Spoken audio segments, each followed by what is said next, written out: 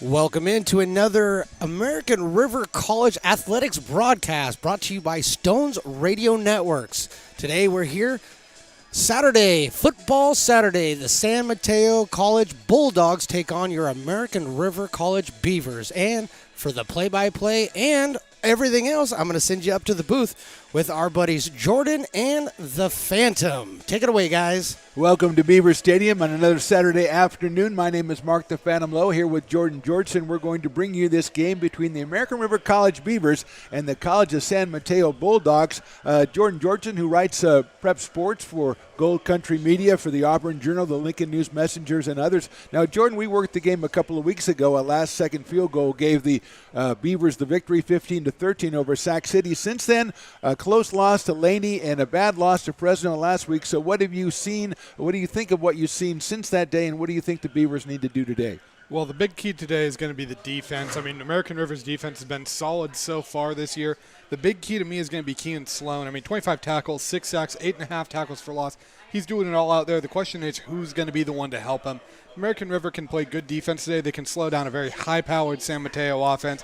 That's, they're scoring, 41 points per game so far in the first 3 games. So you got to do something to slow that down because your offense has proven that you can't quite keep up with that yet, so you got to find another way to shut it down. Yeah, we'll talk about that. American River ranked 21st in the state. College of San Mateo has moved all the way up to ranked number 2. And you mentioned Richie Watts, the quarterback out of Rockland. He kind of split time in the first game, but the last 2 games he's just been on fire. He's 39 of 51, 584, and 3 touchdowns. And as we mentioned, not too much of that in the first game. So from what you've seen from American River College defense from that first game, Jordan, what do you think defensively, the defensive backfield, what's the key to containing Richie Watts? I think the key is really just going to be to shut down the San Mateo receivers. I mean, San Mateo really likes to spread the ball around. A lot of their I think they have like 10 to 12 different receivers that have recorded a reception this year. The big key, too, is tight end Colin Griffin. Yeah, I believe it's Colin Griffin. 2 receptions, 22 yards, 2 touchdowns. He's their red zone target, and that's that guy you're going to have to take out of the game, especially when San Mateo gets down into the red zone. So it'll be interesting to see how American River matches that up, and it's going to be interesting to see how they kind of throw the offense at San Mateo, because San Mateo's defense has forced a lot of turnovers this year. They've forced 7 turnovers. They have 2 defensive touchdowns in 3 games. I mean, the Bulldogs' defense is no slouch either. Yeah, you mentioned that Watts has a lot of different receivers, and that's something you don't usually see at this level. Usually you see one guy stand out or 2 guys stand out, and he does spread it around. But, I'm talking to Coach O of the Beavers during the week, and he said to me that the key, that the first thing they have to do is shut down the running game. Ezra Molina and Juwan Evans are the 2 main runners. They've combined for a little bit over 450 yards in the first 3 games, and to the extent that the run game sets up the pass game, I can see what he says, but are you a little bit surprised that's the target for the defense today for American River? Not at all, because Maleni and Evans have been solid for the Bulldogs, and I think the big key is really they have to take one of the 2 away and make San Mateo's offense one-dimensional and make it hard for San Mateo to really scheme against ARC's defense. We saw that a little bit with what ARC did against Sac City. And, they kind of went away from it a little bit in that Fresno City game. They got to get back to that. I think the Fresno City game's an outlier. I think this American River team's a little better than that record shows. They've lost to 3, or they've beaten a good team and lost to 2 good teams. Right. Been 3 tough games for them, but I think American River is a team that can bounce back, and what a statement it would be to go out and beat the number 2 team in the state right now. Yeah, you mentioned seeing Sloan, and that's the one thing that really jumped off the page to us when we watched the first game against Sac City is that the penetration the defensive line was getting. Obviously, that's the key to shutting down any pass game is to get to that quarterback. But let's turn it across and look at the American River College offense, Jordan, because we have a situation where we saw 2 quarterbacks at that first game of the season. We saw Matt Carlisle, we saw Kenny Lewis. Right now, Matt Carlisle is going to be getting the start today, and I know that you and I were impressed by the fact that he could actually, get out of the pocket and move on his legs, get a couple of first downs that way too. So what are you looking from Matt Carlisle today, and what are you looking to wake up this kind of offense, which has been kind of sleeping through 3 games for the Beavers? Well, I think the one thing is American River needs to find a way to contain the pass rush, and San Mateo is going to come in with a big one. They have 6 sacks in 3 games, 12 tackles for loss. So they got to find a way to contain that and maybe give Carlisle, Lewis, whoever's going to be there under center. I know we have Carlisle start, but we'll see if they're platooning. whoever's under center, though, they need some time to find the receivers because American River's got them. I mean, Grayson Barnes, 13 receptions, 138 yards, 2 touchdowns.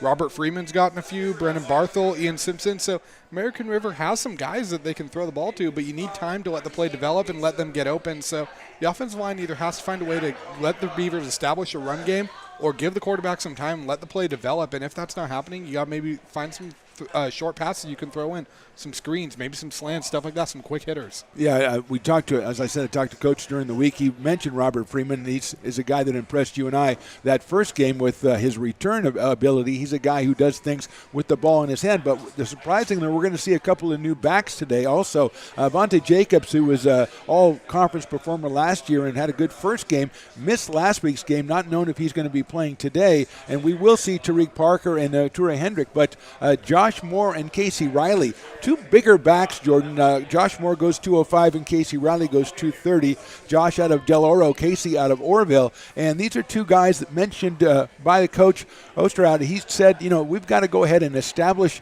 more of a run game, more of a possession game. And I'm hoping that my big backs can do that. Yeah, I think the big backs are going to be key to that. I mean, a pure football fan, they appreciate a good power running team.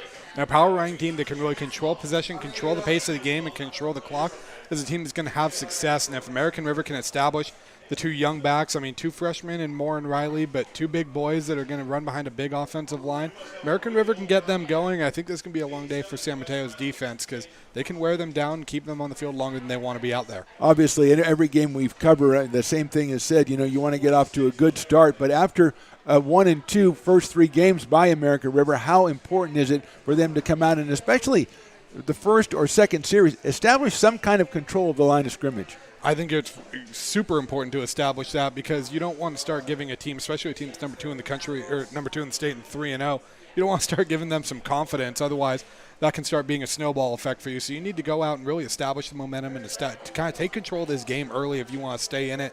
Because right now you're sitting at 1-2. You're still number 21. Your 2 losses are 2 very good teams, but sitting at staring at 1-3 potentially, that's not something you want to be looking at, and that's something where you don't want to let the wheels fall off the wagon a little bit. Well, it sounds we got the captains out at midfield. We're going to have the national anthem here pretty soon, so we're going to step away for a couple of minutes until we conclude all that business as the teams come back out on the field, and we will be back, and when we come back, it'll be time for kickoff here as we are at Beaver Stadium on the campus of American River College, just ahead of today's game between the 21st ranked American River College Beavers and the visiting number 2 ranked College of San Mateo Bulldogs. You're listening to the Stones Radio Network. This is Beaver Football. American River College is a top-tier community college sports program that provides student athletes with the opportunity to thrive both athletically and academically. ARC Athletics is currently ranked 5th in the state and 2nd in Northern California. With over 19 sports programs, our athletes compete with the region's best athletes. Our diverse and dedicated coaching staff helps athletes develop the skills necessary to compete at the next level.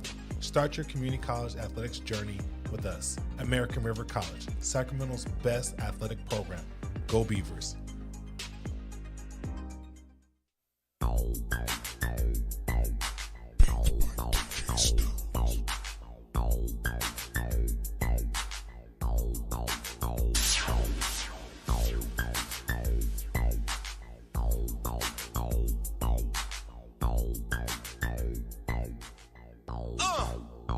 Get up! I'm just a rider.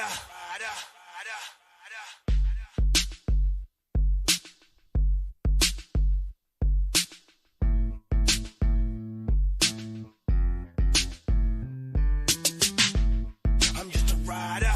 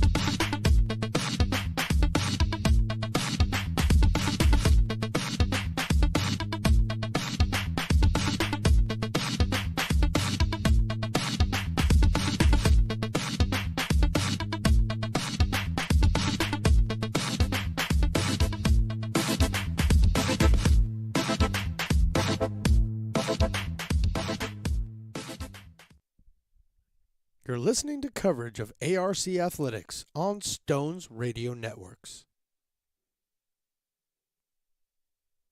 Now back to the booth right here on Stones Radio Networks. And welcome back to Beaver Stadium as we are ready for the action between American River College and the College of San Mateo. Mark the Phantom Low here with Jordan Georgeson. And we just got the Star Spangled Banner, and now we are ready for action. It looks like we're trying to see who won the toss here and who will be receiving. And Jordan, what are you looking for? We've talked a little bit about controlling the line of scrimmage, but this first series, if you're American River, would you rather go out there and get a few licks in defensively, or you want to go out and try to stretch your legs offensively? I think you want to go out and stretch the legs offensively. I mean, a team like San Mateo that really can come out and score at will. I mean, they're averaging 41 points a game, 419 yards a game. I think if you're American River, you maybe want to try to make them play from behind. See if you can get 3 up. See if you can get 6 up. And it doesn't look like they're going to have the chance. It looks like Sarah's taking the ball. But if I was ARC with that kickoff, I think that's what I would have gone for. Well, yeah, I agree with you. Now San Mateo is going to have the ball with, as you say, with those 41 points a game. And Richie Watts, the quarterback out of Rockland, who has had some tremendous games here of late, 18 of 20 in the last outing. They won 35-17 over Modesto. So they are coming out here full of confidence and well-earned confidence, while I think American River College, Jordan, kind of has to earn their confidence back after that win in Game 1. Yeah, I think so, too. I think they felt on cloud 9 after that win Game 1. Then they were kind of on the opposite end of that. In the Laney game, wheels fell off the wagon at Fresno. You want to make sure that doesn't happen here against a very, very good San Mateo team. Here we go. Zach Schreiner is going to be kicking the ball off to the College of San Mateo, and we are ready to go, and we're off as he kicks it down right about the goal line, picked up at the 1 up the right side, trying to get down the sideline and knocked out of bounds there.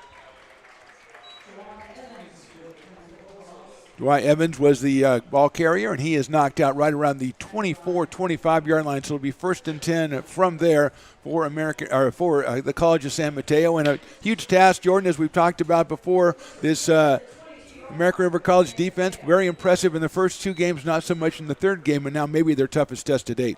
Yeah, toughest test, but I think you got to go out and prove that Fresno game was a fluke. Try to make a statement right here. Get a stop. You don't necessarily need to go 3 and out, but don't let the Bulldogs get in scoring position. Watson in a shotgun. He's got a single back behind him. He's going to hand that ball off to going around the right side, closed in by a couple of Beaver defenders, about a 2 or 3 yard gain there. That looked like Mulaney got the first carry. Ezra Mulaney get the carry. So first play, they're just kind of testing the outsides, Jordan, and everybody gets just to bump a little bit and get ready. Yeah, decent pursuit there, but the Bulldogs still got 4 yards there. If you're averaging 4 yards a carry, you're going to move the ball pretty well on a Saturday afternoon. Yeah, it looked like actually the line of scrimmage is actually the 22, so it'll be 2nd and 6 now with Watts and Mulaney behind him. Mulaney 241 yards and 4 touchdowns on the ground for the first 3 games. So he is a weapon for the Bulldogs. Watts motioning for his flanker to go in motion and then gets set, and he fakes the handoff, looks down the field, down the middle. He's going to get it down the sidelines. He's got a man open and is completed on the sidelines. The hit is made and retired at the 43-yard line. So that was a completion to, it looks like, Nate Sanchez. Oh, it was Mulaney, number 6, not number 5. So Mulaney, the first receiver, Jordan, was not open, so he went to the auxiliary one. No, it was actually great coverage downfield, and you could see Watts actually looked for a minute like, oh, man, no one's open, scrambled. Good job by him finding open Mulaney down there sitting in the flat, and he ends up breaking a few tackles and getting some good yards. They relaxed the coverage after the first read was not gone to, so it's a first down on the 44-yard line for the Bulldogs. Watts in the shotgun with Mulaney behind him, hands it off to Ezra. He's going to the right side. Now, good penetration by the Beavers, and they knock him out after about a gain of 2.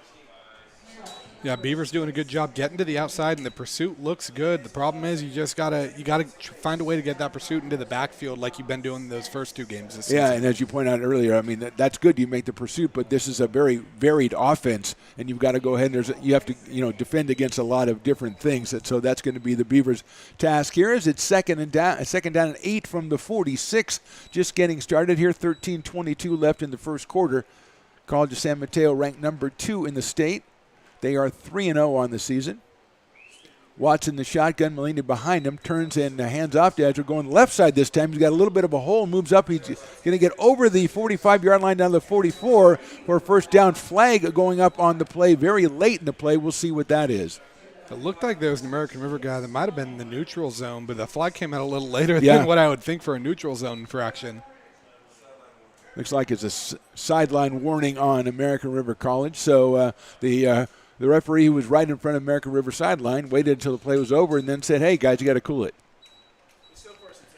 First down for the Bulldogs here at the 45-yard line of the Beavers. Molina with that carry, about 12 yards on it. Watson the shotgun again, turns around, he fakes it, rolls to his left, looking to the left sideline, hits a receiver open, but a short gain, probably about 3 or 4 yards over there on the left side, brings up a 2nd and 6. It's a good little play by Watts. Find that open receiver. Got a good little shot in there. You chip away 5 yards on first down, and now 2nd and 5. You've got a lot of playbook to work with. Yeah, I watched him in warming up. He did a lot of those drills where he rolled to the side and threw about a 6-yard shot, a little down and out there to try to get the quick completion, which he got there. Second down, about 7 yards to go. Maybe we'll call it 7. Single back behind Watts. He hands it off to Molini. He is picked up and stopped there with a gain maybe of a yard. It's going to send up first third down of the game, 3rd and 6, Jordan. I believe that one might have actually been Evans that got the carry there. So his first touch of the night. And this is a big one, 3rd down for the Beavers. Bulldogs are coming in 17 of 30 on 3rd down this year. So they're pretty efficient on 3rd down, led by an efficient quarterback. He's the most efficient QB in the state of anyone that's thrown over 50 passes. So Beavers really need to buckle down right here. Evans, 22 yards gained in the first 3 games, 3 touchdowns. So a 3rd and 6 from the 41-yard line. Watson, the shotgun, goes up, whispers something to the center, comes back. He's going to hand that ball off to him on the right side. Good penetration by the Beavers, and that is a fantastic play in there. I believe that was Josh Tremaine that Josh went through. Tremaine, the linebacker, he's one of the highest tacklers on the Beavers team, and he drops him for about a 2-yard loss. He's going to bring up a 4th and 8.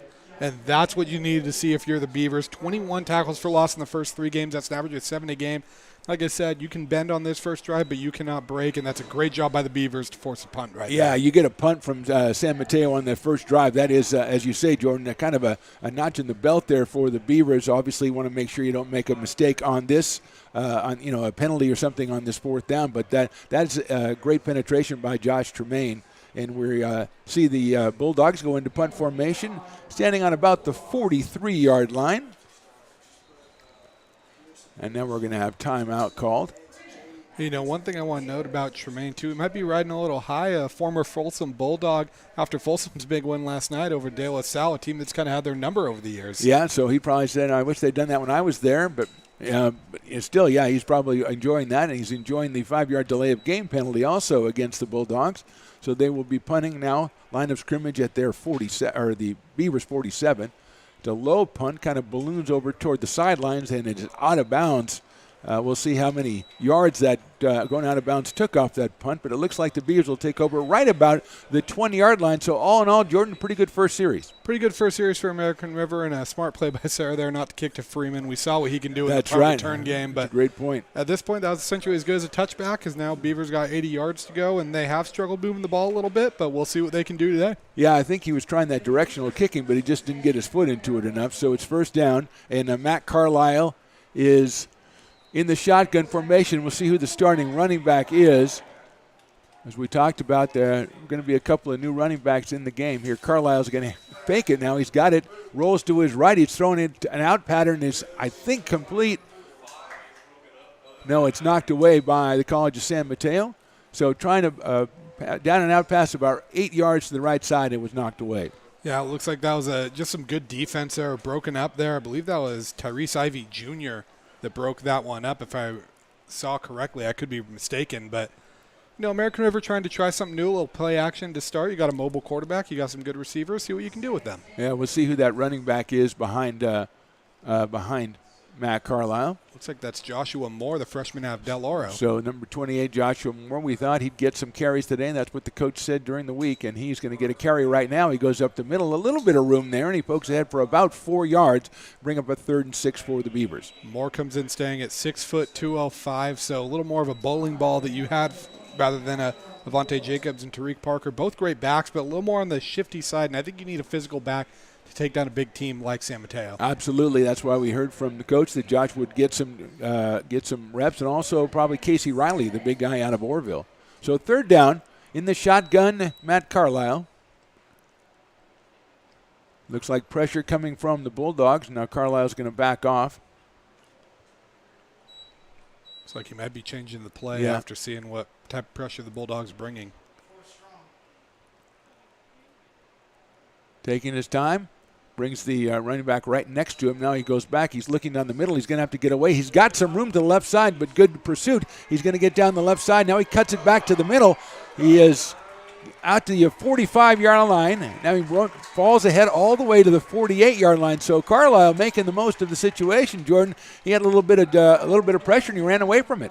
And, good job of Carlisle by recognizing that pressure right away. Didn't stand in there. Look, he realized my first option's not open. The pressure is coming. He rolled out. He got that first down. And I appreciate a quarterback that cuts back in, doesn't run out of bounds, and lowers his shoulder into contact. I'd already called him out of bounds because I don't appreciate that. I like a quarterback who stays in the game, but I can see where teammates are going to love a guy who goes, no, let me get a couple more yards and take a couple more licks. So first down at the 47-yard line of the Beavers. Carlisle with Moore next to him. He fakes it off to him. He's going to keep it himself, and he's trying to get down the middle, but he's going to be dropped probably right at the line of scrimmage. It was an option, and the option he chose wasn't the right one. No, it wasn't the right one. I think he made the right read. I think he hit the wrong hole, though, when he started carrying the ball. He bounced it outside, tried to do a little bit of what he did on the last play. I think he could have just taken that hole, taken the 2-3 yards that were there, and get back up on 2nd and 7, see what you can do. Yeah, I think you're right. I think he probably took the wrong course that time. So it is 2nd and 11. On the 46-yard line now of the Beavers. 8:31 to go here. First quarter, no score.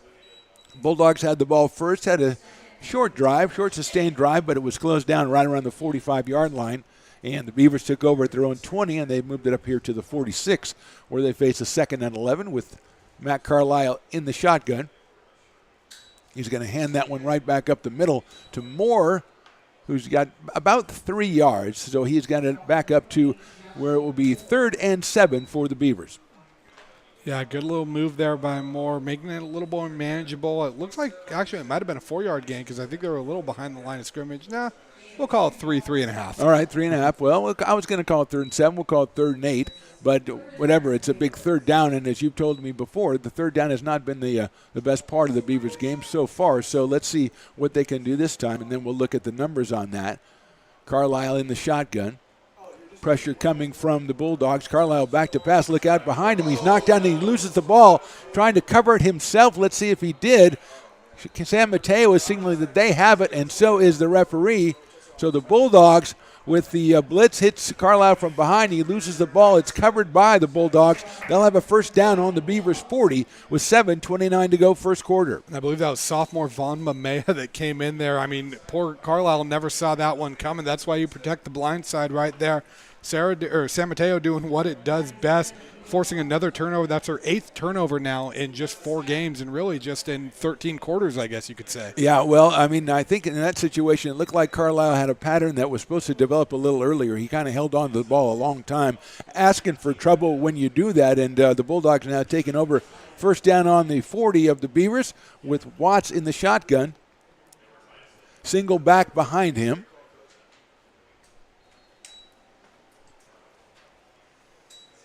He fakes the handoff, looks down the middle. He's got time. He lets it fly right down the middle. Double covered is the receiver, and it's overthrown. Good coverage by the Beavers on that one. Looked like good coverage. Looks like San Mateo wants a face mask, or he wanted some type of call on that, but I think it was just a little bit off on it. It was a good ball. It was a good route, and I think that's a route that, chance you're going to take when you have first down on the other team's 40-yard line. Just didn't work out in their favor there. Yeah, good defense by the Beavers. Brings up 2nd and 10. Watts again in that shotgun. He's got a single receiver out right. He's got one out to the left and the running back behind him.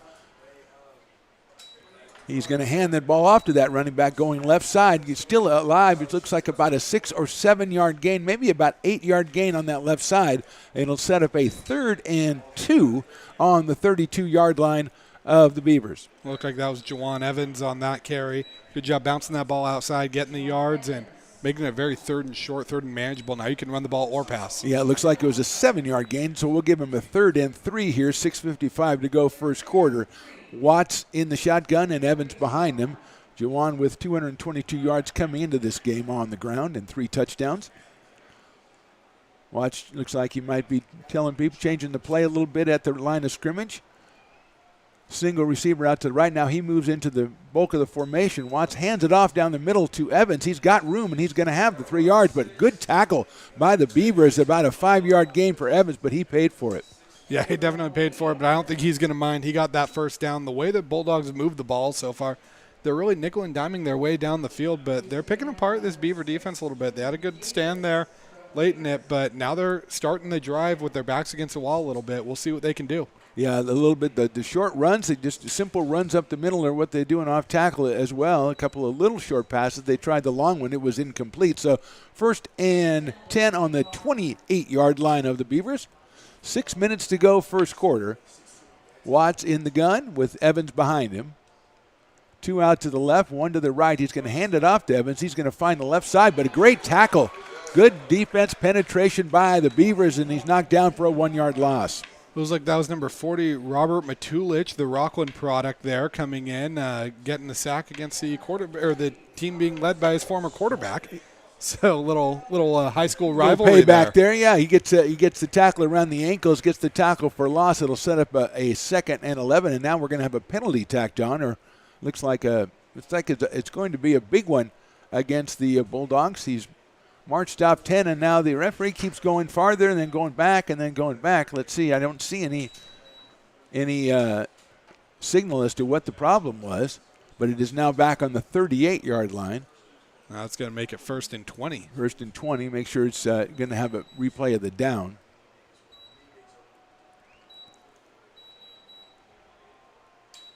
And Watts is looking to pass. It's a short one out to the right side. It's complete. Good defense converging by the Beavers. It'll be about a 5 or 6 yard gain there as Watts went on the quick down and out and picked it up. But good defensive coverage by the American River College Beavers. Good coverage. That was Ramello Murphy that reeled that one in. He's the team's leading receiver going into this game. 7 receptions, 109 yards. As we said, though, the Bulldogs really like to spread the ball around. I believe they have 10 different receivers with a reception. So Murphy may be the leading receiver on this team, but, that ball's getting spread around. I don't think we're going to see guys reeling in 7 or 8 catches a game. Okay, we're looking at about a 2nd and 12 now for the Bulldogs. Watts in the gun. Evans behind him. He's going to look straight to throw it out to their side again, and that pass is complete. The receiver goes straight to the ground, so it is a short gain. It'll set up a 3rd down and about 10 for the Beavers.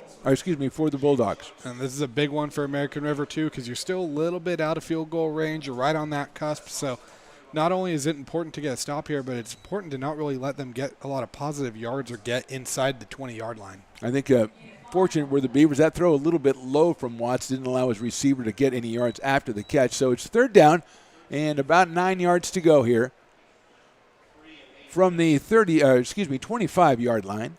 Watts goes back, looking across the middle. He's going to let one fly, double cover, and it's caught.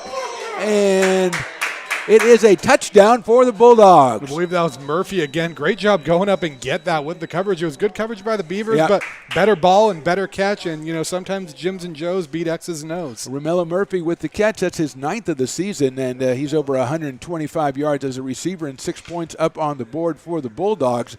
Just a well-thrown ball by Watts into good coverage, as you mentioned, Jordan, but a good catch by Murphy.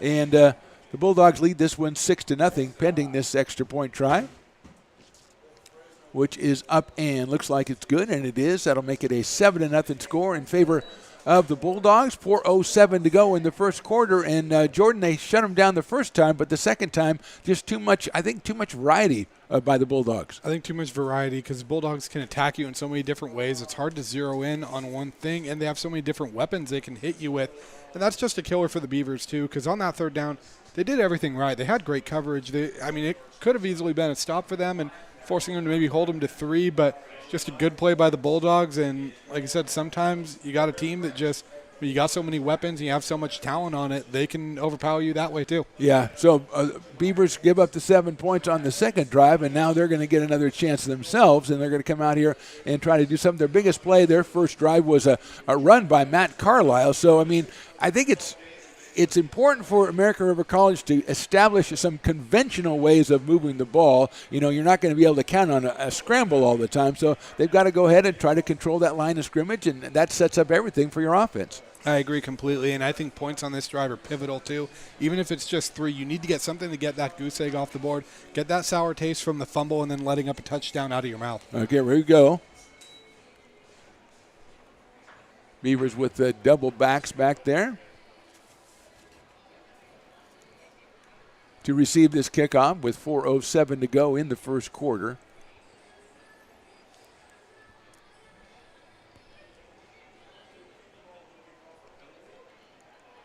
Waiting for the referee's whistle. There it is.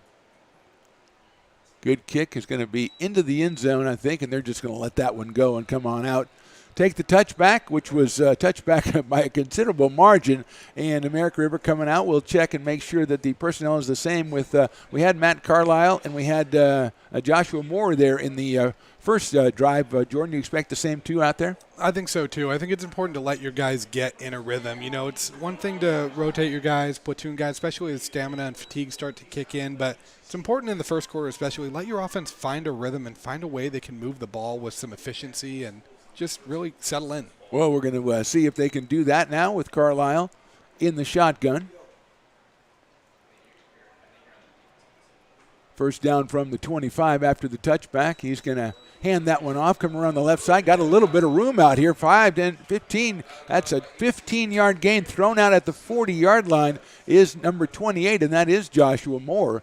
So Moore with the carry and just a lot of room opened up, Jordan, on that left side. A lot of room opened up fast. That's the blocking you want to see if you're the Beavers, and Moore found that hole. Moore hit it. And, you know, he's a freshman coming in from Del Oro, and the SFL is a tough league, but it's not junior college football, and I think it's important for him to get some confidence, get some running room, and maybe start feeling like, okay, I can do this. Gain of 14 officially on the 39-yard line. First down for the Beavers. Carlisle gets it. He's going to hand off to Moore again. That's a double reverse coming around the left side. He's got one man to beat. Comes around going to get, I think he might have gone out of bounds. And that is going to be another first down for the Beavers as he was not marked out of bounds into the 48-yard line, trying to see exactly who that was on the reverse coming in from the right side. Looked like it was Freeman on the reverse. We do have a flag down around the 45-yard line. The Beavers are marching back, so I'm guessing there might have been a hold somewhere. So we've got a hold on that play, and I think when you have a couple of changes of direction, it's a little difficult sometimes for offensive linemen to get the right area. So we've got a hold that's going to erase that play that will make it first, and usually that's a spot foul, so let's see where they mark it. It's going to be at the 33-yard line, so it'll be 1st and 16 now for the Beavers, and they're keeping the same personnel. But, you know, I mean, there was a penalty, but at least it's a positive play in yardage-wise. You can think about it that way. So that's 2 good plays by the Beavers in a row, and they're going to have Carlisle back in the shotgun with Moore behind him. First down and 16 yards to go from their own 33. They give it to Josh up the middle. He's got a little bit of room coming out to the left side. Lead block by Carlisle, and it's a good gain by Josh Moore. And Jordan, I know what you're going to say right now about your quarterback. I love a physical quarterback. When you see a quarterback out there laying blocks down, I mean, what more can you ask? You're a guy, Matt Carlisle, playing with a lot of heart and some great stiff arms there by Moore. I mean, Beavers are moving the ball. Moving the ball. That makes it a second down and about 7. Yeah, he handed it off to Josh Moore, and then he just ran out ahead of him and laid a couple of blocks down there. And that gets your team galvanized. At least that's what the Beavers are hoping. And he is in the shotgun again as Matt Carlisle. He's going to hand that off to Moore. And Joshua comes through, breaks through. He's got one man to beat. A nice tackle by the Bulldogs, but it's down at around the 40-yard line. Another big game for Joshua Moore. He's asking for a break as it was a fine tackle by, I think, number 1 for the College of San Mateo. I believe that's Justin Sinclair. Justin Sinclair, one of the top tacklers on the team, and we can see why on that one, Jordan. Yeah, good tackle there by Sinclair, and a great job by Moore to find the open field, and I love putting that shoulder down, getting those extra couple yards, almost breaking that tackle, and it would have been nothing but green grass for him. Let's see if that's Casey Riley who came in for him because Moore asked out after that run. Carlisle's going to hand it up the middle to whoever that is. I think that's Riley, number 37. out Yeah. of Orville, and he's got about a 2 or 3 yard game. And Jordan, what has changed? What's different right now from what we've seen in the beginning of the first quarter? I think American River's got a little confidence now. I think he had a few big runs. The offensive line's starting to move well. You get the big block from your quarterback and 2 or 3 big runs in a row, and all of a sudden your team's feeling good. They're a little pumped up, and I think they're feeling good right now. 1:40 to go, first quarter, ticking down as Carlisle's in the gun. Second down coming up, about 7 yards to go for American River. He's going to hand on the option. He gives it to Riley. Riley puts it on the ground, and it's covered, I think, by San Mateo. And they have picked up the fumble. Riley with the ball on the option play, tackle from behind, and now we've got a penalty thrown, probably some tempers flaring down there, but it looks like it was recovered by the Bulldogs. Yeah, it looks like it was. In the second drive where the Beavers have moved the ball decently well and ended with a fumble, that's something you don't want to see, and that's something that's going to be a problem. Now that's 9 turnovers now for this Bulldog team and 13 quarters of play. Yeah, as you know, there's once you get a scent of the turnover for a defense, that's like a shark out there, and that's a situation where the Beavers strung 4, 5, 6 positive plays together, and the one play that they don't get together, not only does it not work, but they give up possession. And one little silver lining is it looks like that penalty is going to go against San Mateo, so the field position might be a little better in this, and the way your defense has been playing, that's solid for them, but you don't want to see 2 straight drives end with turnovers, especially when there are 2 drives that the way the Beavers moving the ball could have ended in points. Yeah, and the last time the Bulldogs had the ball, they moved the ball down the field pretty methodically. So, yeah, you want to give him more field to have to move down, but you still don't want that to be the case. So we're sitting here, 1:19 to go in the first quarter. Bulldogs lead this one 7-0. Second turnover for American River College. Another fumble pounced on by the Bulldogs. I think that might have been Sinclair again, who's been everywhere for the College of San Mateo, and now they take over with Richie Watts in the shotgun. See if that's Evans or Molina behind him. Believe that's Molina, but I can't quite tell. They've been alternating the backs to pretty good success so far as Watts turns and hands it away. Good penetration by the Beavers, but Molina gets away from a couple. I tell you, that's a 1-yard run that he had to dodge about 4 guys. Yeah, it's good heads-up running ability by Molina there in the backfield.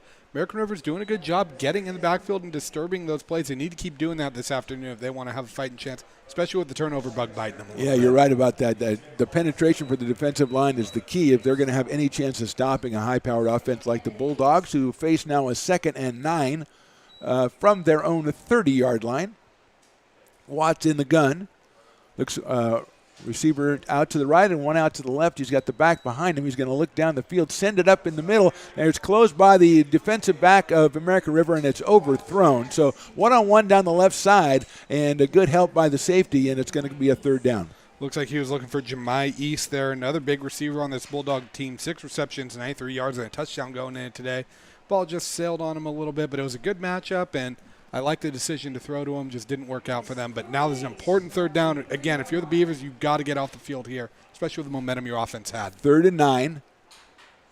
Watts in the gun. He's sending 2 out to the right this time, 1 to the left, and then 1 in the slot. So it's heavy right. Now the slot guy goes in motion to the left. Watts goes back. He's looking to the right. He lays one off, but good defense by the Beavers. They close down. 1 tackle is missed, but 2 more guys come up and knock him down at the 34-yard line.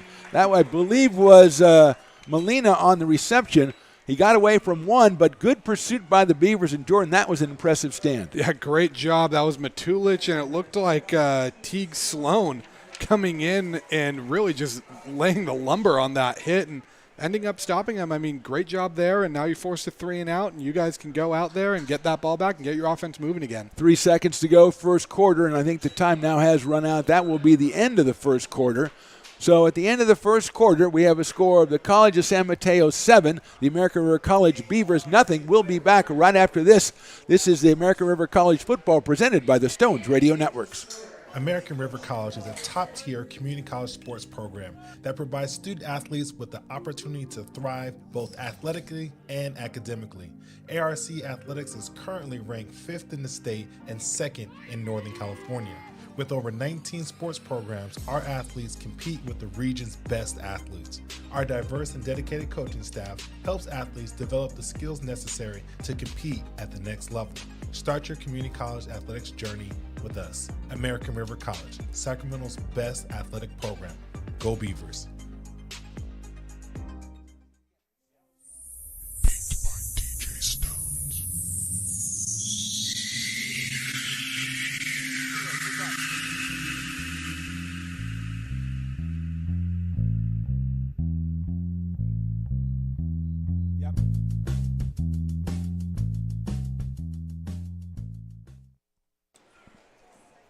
And we are back for the start of the second quarter. American River College against the College of San Mateo at Beaver Stadium on the campus of American River College. Punt formation for the Bulldogs as the Beavers with a fine defensive stand.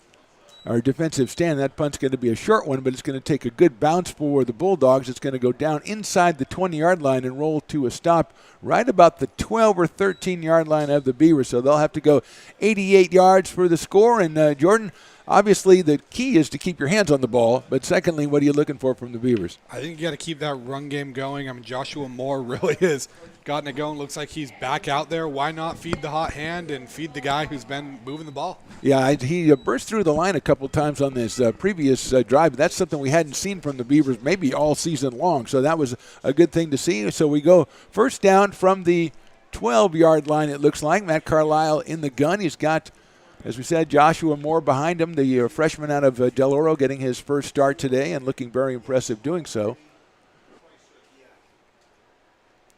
And we've got a momentary timeout here as the referees are getting together and talking about something.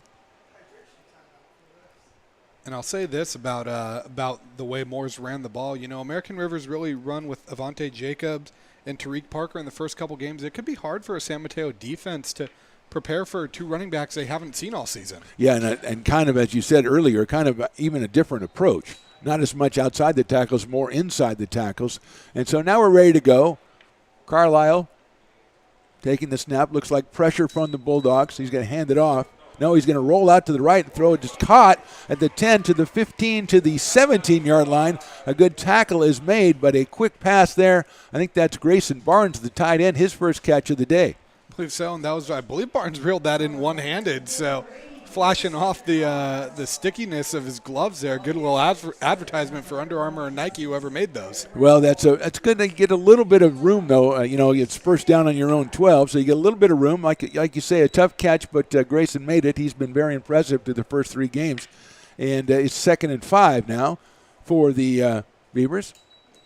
Fakes the handoff, fakes it to nobody. Going to send that down over the middle. Throws it. There's nobody there. It's picked off by the Bulldogs. That is Justin Sinclair at the 50, coming back to the 40. Cuts inside, moves to the left side at the 30, and knocked down at about the 26-yard line. So, Jordan, that looked like a bad play all along. He faked it to the wrong side and then threw it down the middle. Really nobody there. Yeah, faked it to the wrong side. Had pressure on his face, throws into double coverage, and easy pick for Sinclair, his second pick. We do have two flags down there, though. Two flags on the play. They might be on the return, but we'll wait and see as nobody is going out on the field. Looks like the Beaver defense is going out on the field. So we've got a penalty, I think maybe offsetting penalties. He just called a penalty on the Bulldogs, but then just said first down. So I don't know if there was offsetting penalties after the interception or exactly what's going on, but it does look like it will be College of San Mateo ball. You know, that's a big problem for the Beavers right now. You've had 3 possessions, and 3 times it's ended in turnovers. And, I mean, 2 of them pretty bad turnovers, just bad carry and a bad interception there. So they've got to figure out a way to nip this turnover bug because your defense is doing a good job holding the Bulldogs. Can't expect that for 4 quarters. So we do have a penalty. Was marched off back to the 42-yard line, so it was a penalty after the interception, obviously. So it's first down at the 42. The fake by Watts. Good pressure, and that's a sack by the American River College. Looks like number 90 there, Jordan. I believe that was actually 40. That was Matulich again. That's our guy, Robert Matulich. Now tackling his former high school teammate. Yeah, that was Watts with the fake to the left side and came around to right. Looks like he thought he was going to be wide open, but Matulich, as you said, Jordan, just closed that one down. Yeah, he came out there like a cannonball, just shot out, and Watts really never had a chance to even look through his progressions there. Matulich was in his face right away. Yeah, loss of 9 on the play, 2nd and 19 from the 49 now of the Bulldogs. 13:33 to go, second quarter. Bulldogs 7, the Beavers nothing. Watts in the gun, single back behind him. He hands it to that single back, going out the right side. He has a little bit of room going around the corner, closed down and pushed out of bounds after a gain of about 5 or 6 yards on the play, which will bring up a third down. I think there is a flag on the play, though, so let's see what that is. And the referee looks like he wants to tell us what that is, so we'll wait. I think we're going to have an illegal snap. Illegal shift. Illegal shift on the Bulldogs, so we'll see if that negates the play or if that's a penalty that they can decline. We'll see. As the result of the play was about a 5 or 6 yard gain, and they're going to march that penalty off against the Bulldogs. Yeah, it looks like the man in motion never really got his feet set before they snapped the ball, and they're going to get you for that every time. And that's tough because now you were looking at a 3rd and 10, and now it's a 2nd and looks like 21, 22. Yeah, it's a big one for the Bulldogs with Watts in the shotgun. Single receiver out to the left and the wide side and to the right. Now he goes in motion, which was the problem last play. The handoff is made going down the right side, picking and choosing his way through, getting up at about a 7-yard gain there for the Bulldogs. That is Juwan Evans with that carry, and that's going to bring us, I think, Jordan, we don't have a down marker, but I think that would make us into a 3rd down situation here. It looks like 3rd and about 15. Great run by Evans, but you're still facing a 3rd and long. And again, if you're the Beavers, it is pivotal to get off the field in this. Your defense has been on the field a lot. You don't want to keep them on longer than they need. What are you looking for? Are you looking for the Bulldogs to put the ball up in the air here, or they're trying to break something on the ground? It looks like they've got double receivers out left and out right. So that kind of answers my question there, as he's got a single back behind Watts. He goes back to pass right away. Good pressure. He steps up. He's got a chance. He throws it down the sidelines. It is complete at the 1st down marker. He eludes one tackler, eludes two, still going, but he is out of bounds. It's going to be about a 17 or 18-yard gain and a 1st down for the Bulldogs, and that's the one they couldn't have, Jordan. Yeah, it looks like that was Brian Pierce that reeled that one in. Like you said, it's exactly what they couldn't have. It looked like they were playing a zone, and they picked it apart. Yeah, 4 catches, 86 yards, and a touchdown for Pierce coming in. So he pulls in a very big catch here in the 2nd quarter for the Bulldogs. They have 1st down now on the Beavers' 27-yard line. 11:41 to go in the half. Bulldogs with the 7-0 lead. Beavers with the 3 turnovers on offense. Single receiver out to left, 2 out to the right. Now Watts is going up to talk to his lineman, changing things up. I think that is Evans behind him in the backfield. Now I think he's going to call a timeout and step away. So while we got this timeout, Jordan, we are at 7-0. I think we can agree that the key stat in the game so far is the 3 turnovers. But as far as what needs to go from this time forward, obviously right now the onus is, as it's been all day, on the defense of the Beavers. Yeah, I think the defense of the Beavers played well, but the thing is, with a team like San Mateo in here, you got to find a way to get that defense off the field a little bit more. You're going to wear them out, and it might be 7-0 at halftime, 10-0 at halftime, something like that. But if they're on the field for 2/3 of the game, it can be a long second half when these guys start getting exhausted in this heat. Yeah, that's a great point, because we tend to think, well, they have 3 turnovers, and so now the offense can't score. That's true, but it also means the defense is on the field for after all 3 of those turnovers, which means they didn't get that much of a rest. And they, as we've talked a couple of times today, they have a varied offensive attack that they have to deal with here with the College of San Mateo Bulldogs. With Richie Watts, the quarterback, came in at 39 for 51. 584, as you mentioned, Jordan, amongst guys who've thrown more than 50 passes, the most efficient passer in the state. He had 584 yards and 3 touchdowns. He has a touchdown pass here today as well to Romello Murphy, who is his leading receiver. But again, they spread it out so well, they must have a half dozen guys with at least 5 or 6 catches, and that is a tough thing to defend. So here we are. 1st down. Watts looks to his left. Now he goes up to change the play again at the line of scrimmage. Press coverage by the cornerbacks for the Beavers, and he's going to hand that one off up the middle. Good tackle in the middle right there. Seeing who that is. Am I seeing Sloan in there in the middle? I believe that was Sean Switzer, I believe, the D lineman out of Intercom, 6'2", 235. Big boy down there plugging up the holes. Yeah, good job there, holding him to just a couple of yards, which sets up about 6 or 7 yards to go for a 1st down. Again, a lot of things that the Beaver defense has to think about with Watts, with Evans, with all the receivers. Turns around, hands it up the middle again as Evans. Good pursuit and a fine tackle by the Beavers for a loss on the play. That was Donovan Laban for the Beavers that got that. 22 tackles. That's 2nd most on the team. Good job getting in the backfield now and forcing a 3rd and long. Yeah, he was one of the guys that Coach O was talking about when I talked to him the first time about guys coming back from last year that were great last year, coming back again and kind of the leaders of the team, and he made a play that the leaders make right there. So a 3rd down and about 8 yards to go here from the 26-yard line of the Beavers.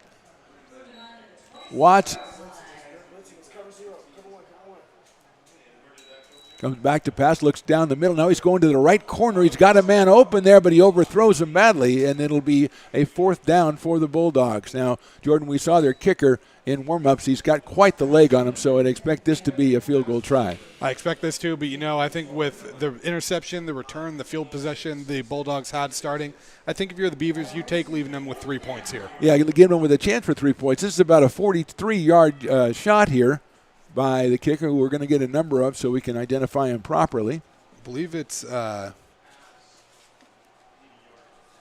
looks like 47, but that's listed as Trayvon Robinson, a freshman linebacker. Well, let's see. Well, that's American River's roster. So there you go. That's your problem right there. The snap, left-footed kick. It is up, and it looks good, and it is good. So a 42-yard field goal. And that's Gabe Placencia on the Gabe kick. Placencia, who was 2 for 6 on field goals before this one, but after watching him kick that one, I don't know how he missed 4. But like you say, Jordan, 3 points, kind of a good news, bad news scenario. Now 10-0. Now your offense gets a chance to come on there. They have the memory of 3 turnovers, and the flip side of that, as you pointed out, you got to get that defense off the field and give them a little bit of break. You got to get the defense off the field. I mean, first priority on this drive is points no matter what, especially now that you're down by 2 scores. Priority number 2 is get a couple first downs. If you're not going to get points, at least move the ball a little bit.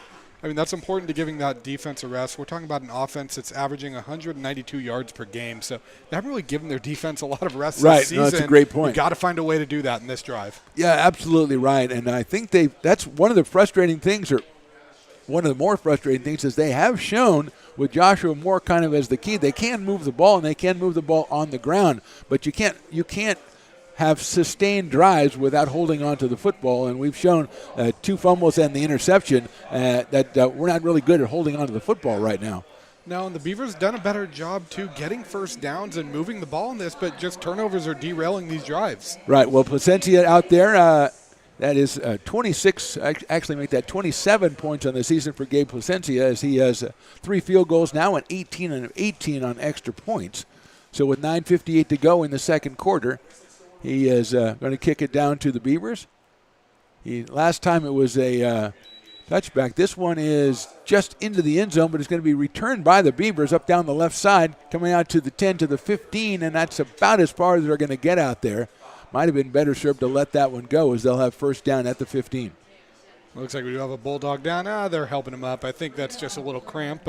Yep. We're back in the 90s, even though we had some fall weather here, and I think that heat's starting to take effect on some of these players. Yeah, as you mentioned, that's another reason you want to keep your defense off the field, because the heat is taking effect on some of these guys. The Beavers are ready to go. The Bulldogs are chatting about their defensive strategy, and now they are finally back on the field as we are 9:52 to go in the second quarter. 10-0 in favor of the Bulldogs. Looks like we got Lewis, so now we got a battle of the Rockland quarterbacks out there. So Kenneth Lewis comes in. He has been sharing time with Matt Carlisle. He's got a couple of receivers out to the right side and back right next to him. He hands it off. No, he does hand it off around the left side. A little bit of room and a nice gain over there on the left side. Is that Joshua Moore again, Jordan? I think Joshua is back in the game. I believe that is Moore, and Moore's done a good job bouncing outside and really mixing power with speed. I mean, he can move for a big fellow when he gets in the open field. Yeah, let's see the spot's going to be back on the 22. I mean, it looked like they were going to give him about the 24, so he's at the 22, which makes it a 2nd and 3, but a 7-yard gain by Joshua Moore. So the Beavers have found something. Coach O was talking about it when I talked to him during the week. He wanted to get Moore. He wanted to get Casey Riley into the game. 2nd and 3 with Lewis back behind center. He's got Moore behind him.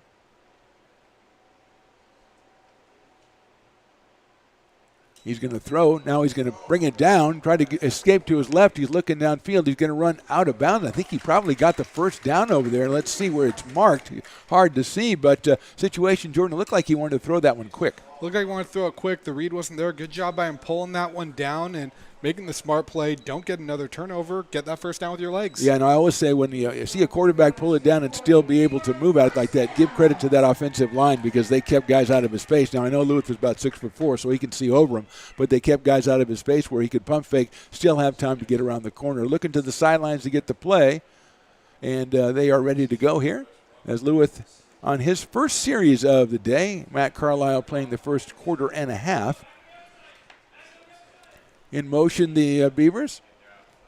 Now they reset with more to the left, and a time is called. It's going to be a timeout on American River. You know, we're going to take a timeout ourselves here with 8:32 to go in the first half. We have a score of the College of San Mateo 10, and American River College Beavers nothing. You're watching American River College Beavers on YouTube, presented by the Stones Radio Networks. American River College is a top-tier community college sports program that provides student athletes with the opportunity to thrive both athletically and academically. ARC Athletics is currently ranked 5th in the state and 2nd in Northern California. With over 19 sports programs, our athletes compete with the region's best athletes. Our diverse and dedicated coaching staff helps athletes develop the skills necessary to compete at the next level. Start your community college athletics journey with us. American River College, Sacramento's best athletic program. Go Beavers.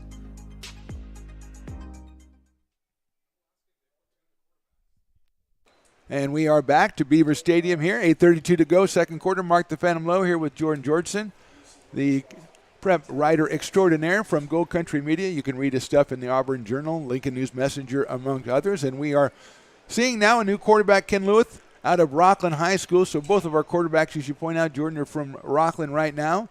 And he is trying to get the Beavers going. They have a first down here, as he has a little scramble there to get the first down at the 25-yard line now of the Beavers.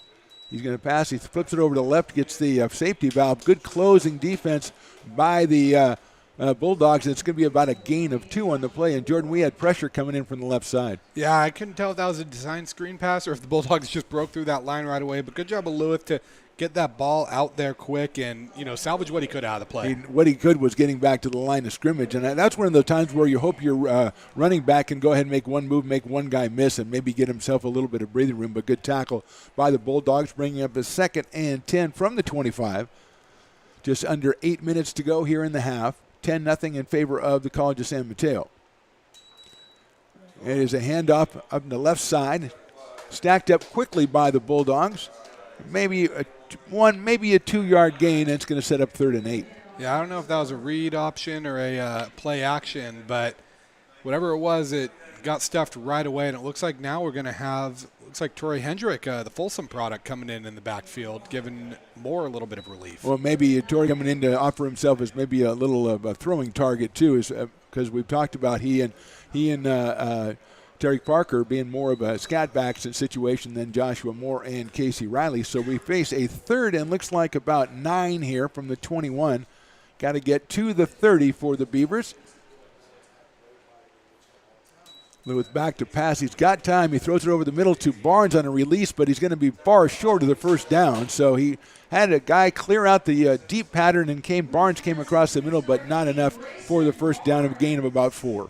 Yeah, good job again by the San Mateo defense to hold the Beavers, and you held the ball for a little bit. You didn't get the first downs you were kind of hoping for, and now that Beaver defense is going to be asked to make another big stop and keep this at a 2-score game before the half ends. Yeah, I think, we saw more. We've seen more be effective with the running game, Jordan, but I haven't seen a consistent as far as a passing game. They've been dumping them off, going ahead and like safety valves, and that's basically been the passing game so far. So we got a punt situation for the Beavers. High punt coming down at about the 35, and as a fair catch by College of San Mateo. So they will take over on their own 35, make it a 36-yard line with 6:15 to go here. And that's a situation where you didn't get a turnover or anything, but you really weren't able to pop a couple of plays. You had one or two that maybe if you make one guy miss, it happens, but it just didn't happen for him that time. It just didn't work out. That's kind of what happens when you're running these short passes or these screen passes. You need to find guys to make them miss, but the closing speed right now of the Bulldog defense has been impressive and really taking that away for the Beavers. You got to find another way to attack because the rushing game, it's doing well, but it can't do well all game if your offense is one-dimensional. Yeah, I think the Bulldogs are able to pack the box knowing that they're really not a threat of a long pass or even an intermediate pass being completed. And we're going to have a penalty on the Bulldogs. We're going to march it back to the 26-yard line, so a 10-yard penalty during the punt on College of San Mateo, the number 2 ranked team in the state, so they will be 1st and 10 from their own 26. Richie Watts in the shotgun, alternated between Evans and Malini behind him as the single back. They split time tonight. They split time in the first 3 games, both of them over 220 yards rushing. Bulldogs having trouble getting set as they have a couple of confused guys on the wide receiver. One of them is going to leave the game. I guess the play clock is a 2-minute play clock. You get a lot of time here to figure out what's going on as they've got a totally new player out in the left wing. And finally, we're ready to go. First down from the 26. Watts hands it off around the right side. Got a little bit of room there and then closed down by the Beavers after about a gain of 3. Set up a 2nd and 7.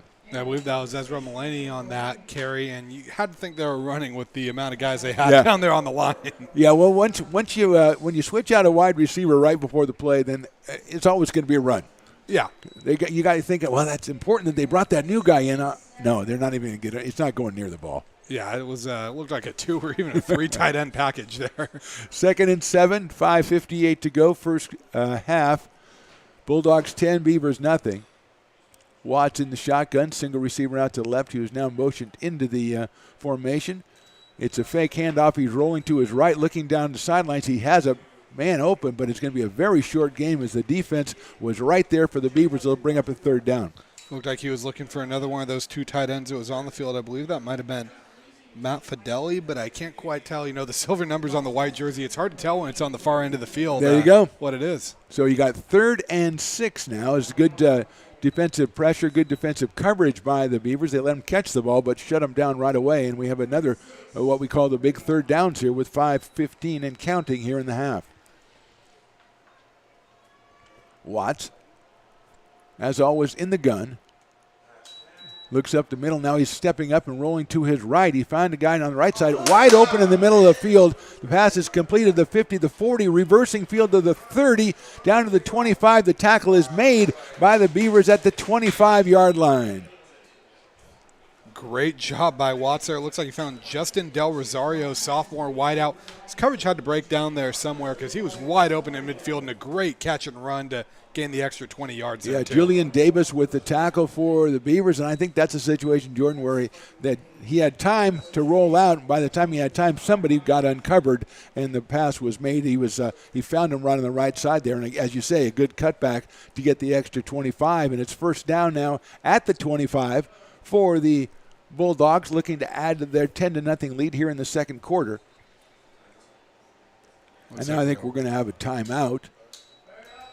A timeout for the Bulldogs. And, Jordan, I think besides the obvious, I mean, you don't want them to score a touchdown. You want to limit them to 3 or nothing. What's a mindset now? If you're a Beavers defensive guy, you've been out there a long time. You've been taking on a very varied offensive arsenal from College of San Mateo. So what are you looking for in the last 4 minutes? I think the big thing you got to figure out, not only the last 4 minutes, but the rest of the game, how to get off the field on 3rd down, because Beavers have looked tremendous on 1st and 2nd down, and a couple big breakdowns on 3rd down have led some big plays for the Bulldogs, and that's really been the difference maker in this one on the defensive end of the ball. And you got to find a way to hold them to 3 here, though. Keep it at a 2-score game no matter what before the half. Yeah, I mean, I think a couple of times I know that 3rd down is because the first guy's not open. Watts rolls out. He finds a guy on the move, and then somebody gets uncovered as everybody's kind of scrambling. And I think that's happened to them a couple of times. So it's not the initial coverage, I think. It's they cover him. Watts rolls out, buys himself time, gets time, and makes the right decisions on the run. Yeah, I think a lot of it is a testament to Watts' ability to extend plays with his legs and, allow plays to develop. And when you have an athletic quarterback like that, you can do things like that. Yeah, as we mentioned, I mean, the guy's his efficiency amongst passers with over 50 attempts, the highest in the state, and we can see why, because he puts himself in perfect position or good position to deliver the ball. And now we've got a first down on the 25, 4:21 to go till halftime. Watts with a single back behind him. He's going to look to his right. Now he rolls the right. The back is defending for him. He's going to let that one go back into the middle of the field. It's completed. A couple of tough tackles broken and down inside of the 15-yard line. That'll be a first down for the Bulldogs. Looks like he found a tight end again on that one. I actually believe it was number 88, Brandon Doyle. That sounds about right for the tight end because I believe I saw his name on the stat sheet a little bit. And, again, good job by Watts extending that play and finding the open man. Yeah, that was a good play design because they had him go out there. They had the back in front of him to protect him, and he had time to go ahead and make his decision. And, again, the defense all shifted over to that side, so we threw it back to the middle and found Doyle, as you mentioned, for the first down. So first and 10 on the 14-yard line for the Bulldogs, 3:45 to go, first half. Richie Watts, the quarterback out of Rockland, and now they're going to call another timeout for the Bulldogs as they try to get everything together. This is actually, in a way, Jordan, I think, benefiting the Beavers a little bit because it's giving those guys a little bit of rest. But so we've seen Watts now, we've seen his modus operandi. He likes to go on, move on the run, and he likes to wait to see what's happening, and he gets the time to do it. So what does American River have to do about that?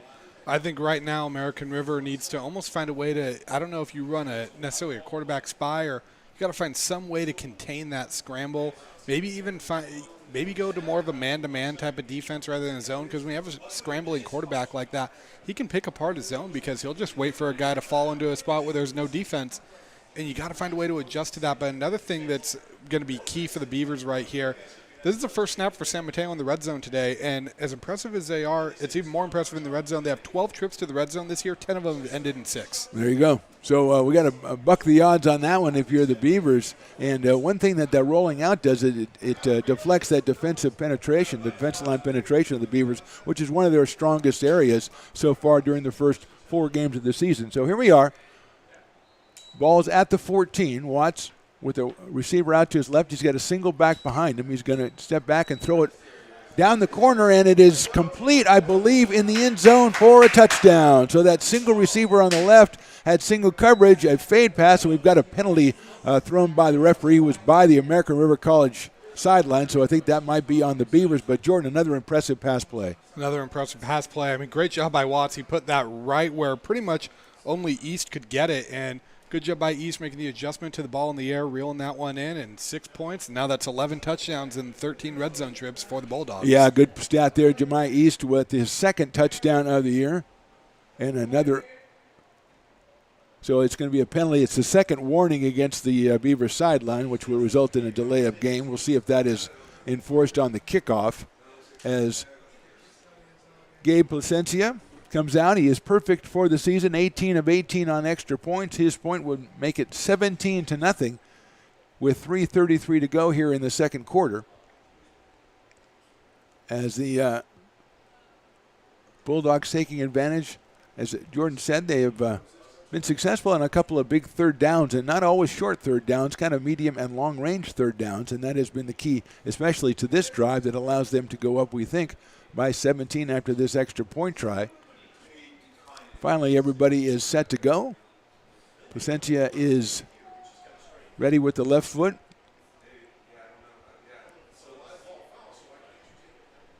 Snap is good. The kick is up, and the kick is also good. So Placencia still perfect on extra points. He gives the Bulldogs a 17-0 lead, and 3:33 to go here, Jordan, in the first half. And obviously, they want to put points on the board, but what do you think, as far as looking at what American River has done offensively in the first half, what do you think they need to do extra to try to go ahead and keep some of those drives sustained?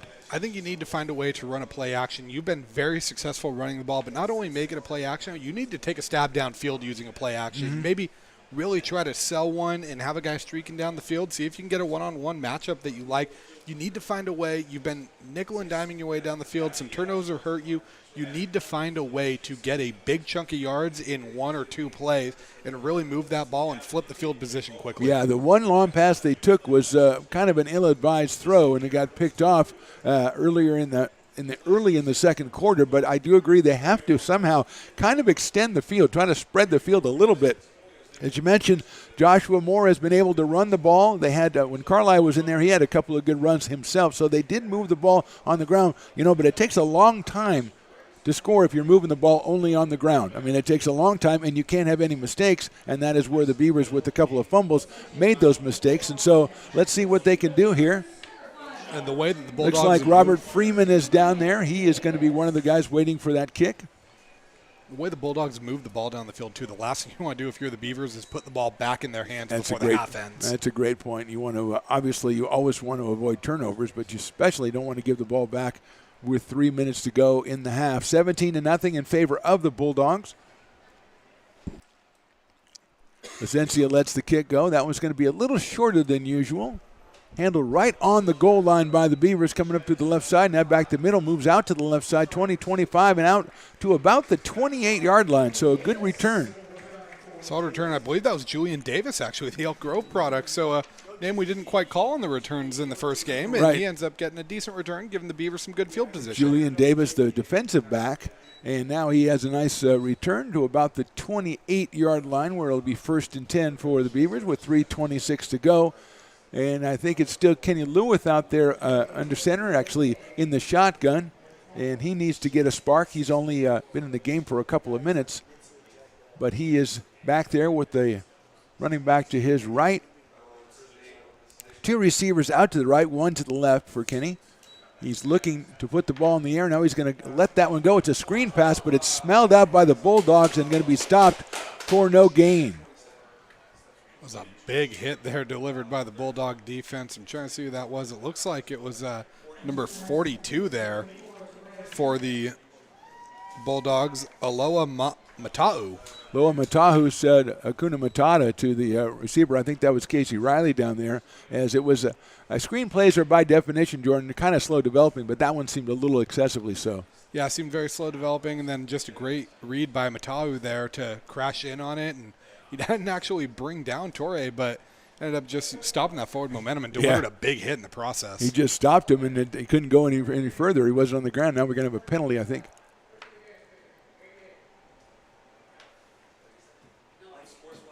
And sportsmanlike conduct on number 88, Jordan. So we'll see if that's going to be 15 yards against the Beavers, which obviously you don't ever want a penalty. You don't want to be pinned down deep in your own territory, as we talked about at the end of the first half. No, and like I said earlier, especially on a team that's averaging 192 yards per game, you don't want to make it any harder on yourself than you need to. Right. So the play, I think, will count, and then it'll be an unsportsmanlike, so it'll be 2nd down. And now they'll have to get all the way back up to the 37 or 38-yard line, and they are on the 14. So we're going to call that 2nd and 23.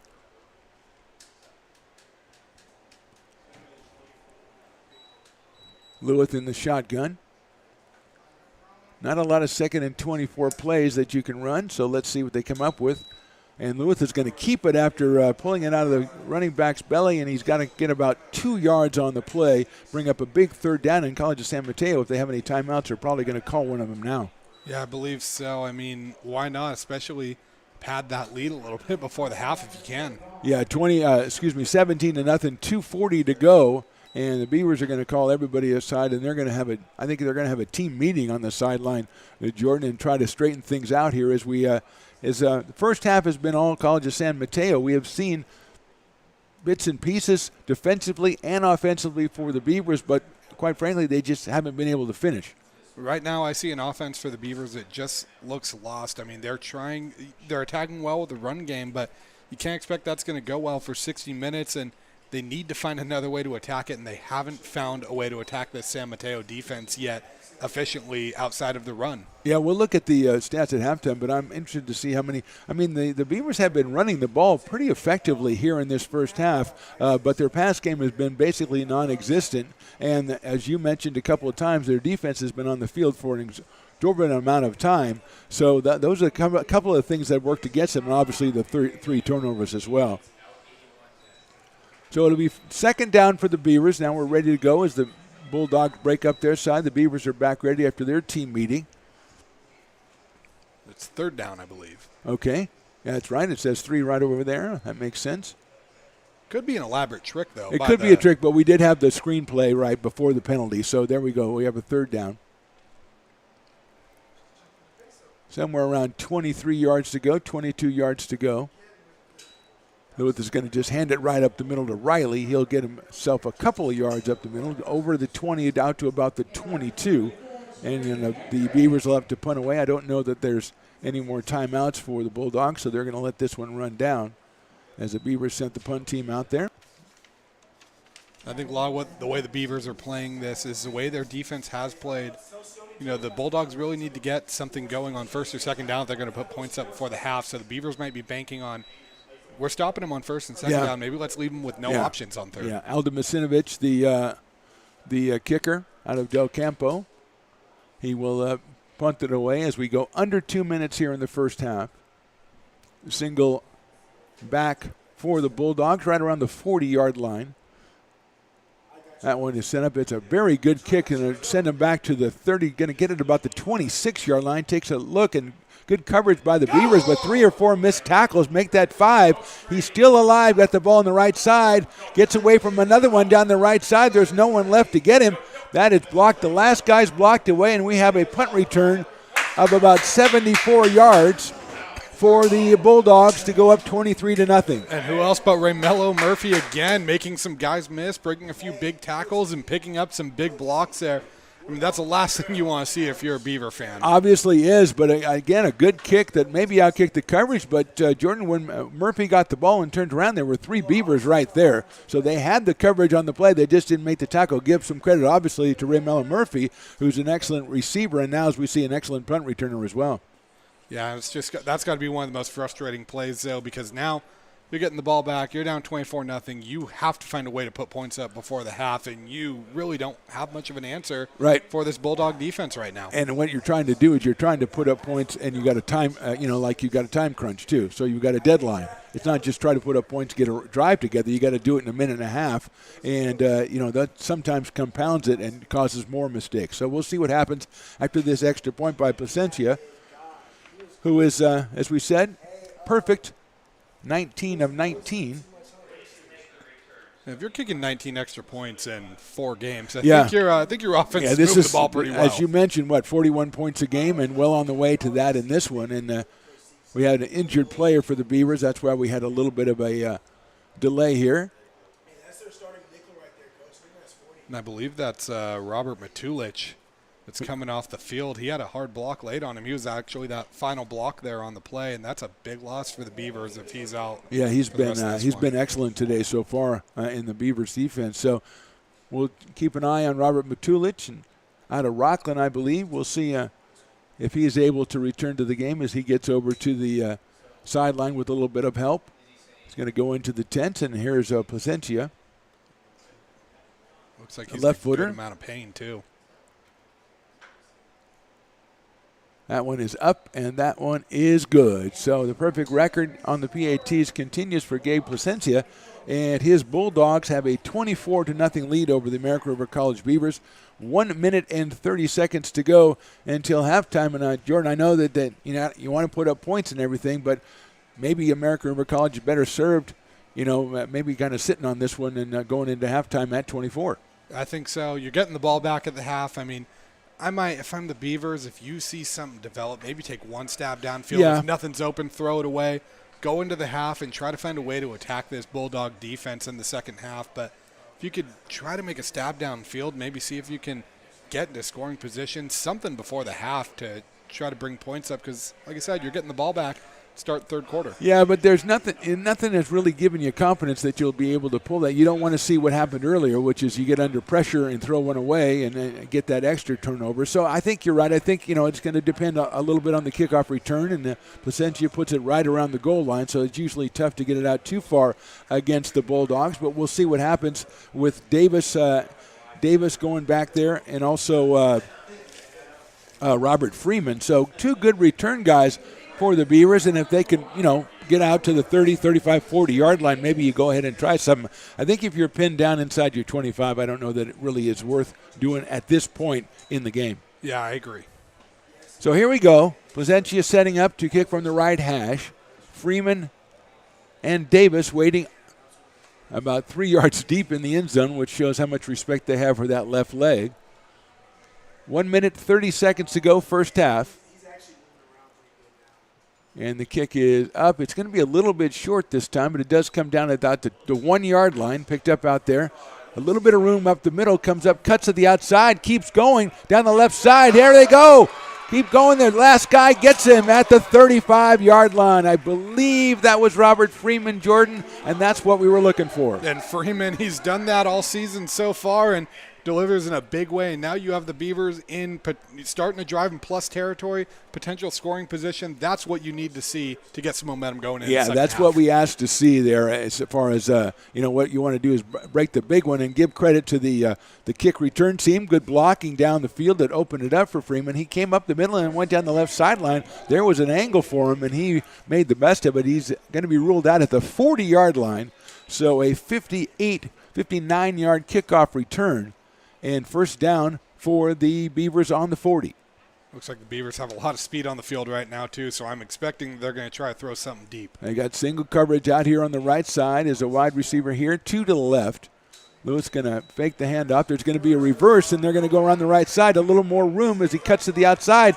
Good defense by the Bulldogs, and Freeman, who had himself, I think he had more yards and tried to go back to get another angle. Jordan, it cost him a few yards, so he picked up about 4. Yeah, and that play looked like it was developing well, and then all of a sudden Bulldogs closed in. We've seen that a few times this afternoon. That's a great point. They do have incredible, their pursuit is really good. Even when their play looks like it's going to be successful, they get a couple of guys over there. Second down at the 37-yard line now. Short pass out to the sideline is caught by Barnes. He might have gotten the first down. We'll see where they mark it.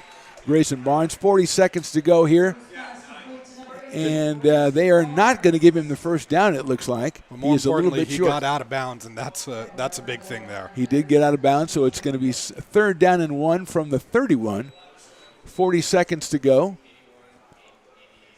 Looks like a couple of tight ends, Jordan, coming in for the Beavers. Keep in mind the Beavers do have 1 timeout left, but also a first down stops the clock. So you essentially, if you can convert this, you have 2 timeouts in your back pocket. At least stops the clock until the chains are set. Seth Bozzi and Ian Simpson coming in for the Beavers, which may be what they do. Let's see if they run it to try to get the first down and then call one of those timeouts.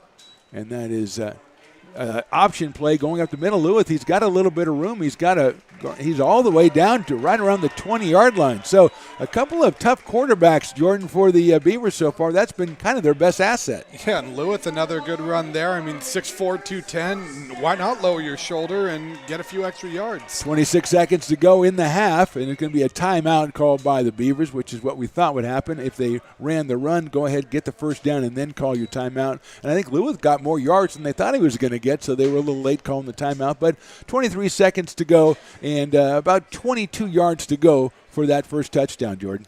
I will say this, though. I almost think you should have held on to that timeout there, just because the clock stops when you get a first down until they set the chains. If you're going to that line on the third down, I feel like you should have 2 plays ready to go in your back pocket so you know what you're running should you get that first down. And you essentially save as much time as you can, keep that timeout in your back pocket. Yeah, it seemed to me when they brought in the 2 tight ends that they were definitely going into a run to try to get that first down. And when I saw that, I thought that might mean they were going to go ahead and use the timeout, which they have done. And I mean, whether you agree with that or not, it's a situation where the Beavers have to make sure that they're all on the same page, right? Because this is a critical time of the game, 23 seconds to go in the first half. Yeah, I think the biggest key now is you either have to get something past first down marker or get out of bounds right away. Otherwise, you essentially get 1 play before you have to march that kicking unit out there and try to get 3. Yeah, we all watch games on Saturdays and Sundays. We all decide that we are the best people at handling the clock. And it's a little bit different when you're actually doing it, but it does come into play all the time. And Ian Simpson still on the field, the tight end number 88 out of Whitney. 2 wide receivers split to the right, 1 running back behind Kenny Lewis.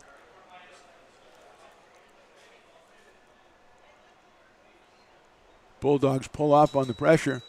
And Lewis is going to go into the left corner of the end zone. He's got a man, but too much congestion over there. And I thought I heard a whistle during the play. It must have been just inadvertent.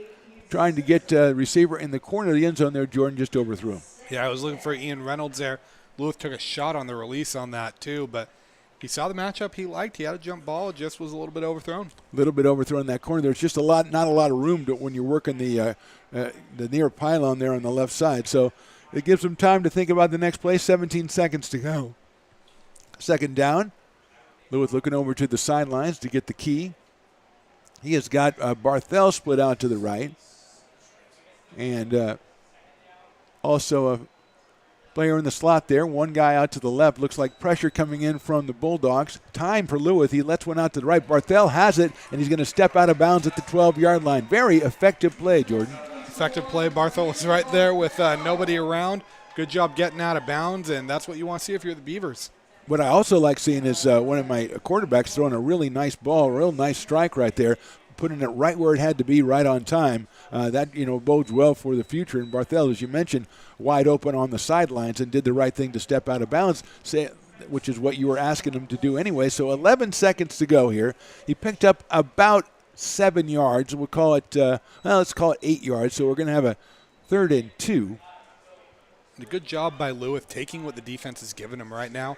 A good job by the Beavers to, help with the clock management, get out of bounds, and wide side to the left, just a single receiver over there. And now we're going to have a stoppage of play and a delay of game, which is something you could not have. And the Beavers will take a 5-yard penalty, which will move them back to about the 16-yard line here, still 3rd down. That essentially negates everything Barthel did. And right here, if you're Lewis, I think if you don't see something right away, it's a catch, you just throw that ball away and get 3. Yeah, you try to get the 3 if you need to, and that gives them a little more room to work if they want to go into the end zone. I mean, that's kind of like looking at the bright side, the silver lining. But let's see if Lewis gets enough time, which he has gotten so far, to go ahead and try to pick out a receiver downfield. He's in the shotgun, gets it, steps up a little bit. Now he's got pressure. He's going to let it go, and it's picked off at the 10-yard line by the Bulldogs. And the tackle will be made, and that will be the end of the first half. That's Flynn Williams on the interception. Good read there. Great stand by the Bulldogs. And if you're the Beavers, that's the tail of the first half right there. You move the ball perfect. well, and a turnover ends a drive. And in that case, as we said, he had pressure on him. He knew he had pressure. He would get away. Maybe he was doing what you suggested and tried to throw it away, but Williams was right there. So that ends the first half. The key stat for the Beavers, actually 2 of them. They're behind 24-0, and they've turned the ball over now 4 times. So for Jordan Georgeson and me, Mark the Phantom Lowe, that is the first half. At the half, the score, College of San Mateo Bulldogs 24, the American River College Beavers nothing. We're going to take a step away. We'll be back with the second half in just a couple of minutes. You're watching American River College football on YouTube, presented by the Stones Radio Networks.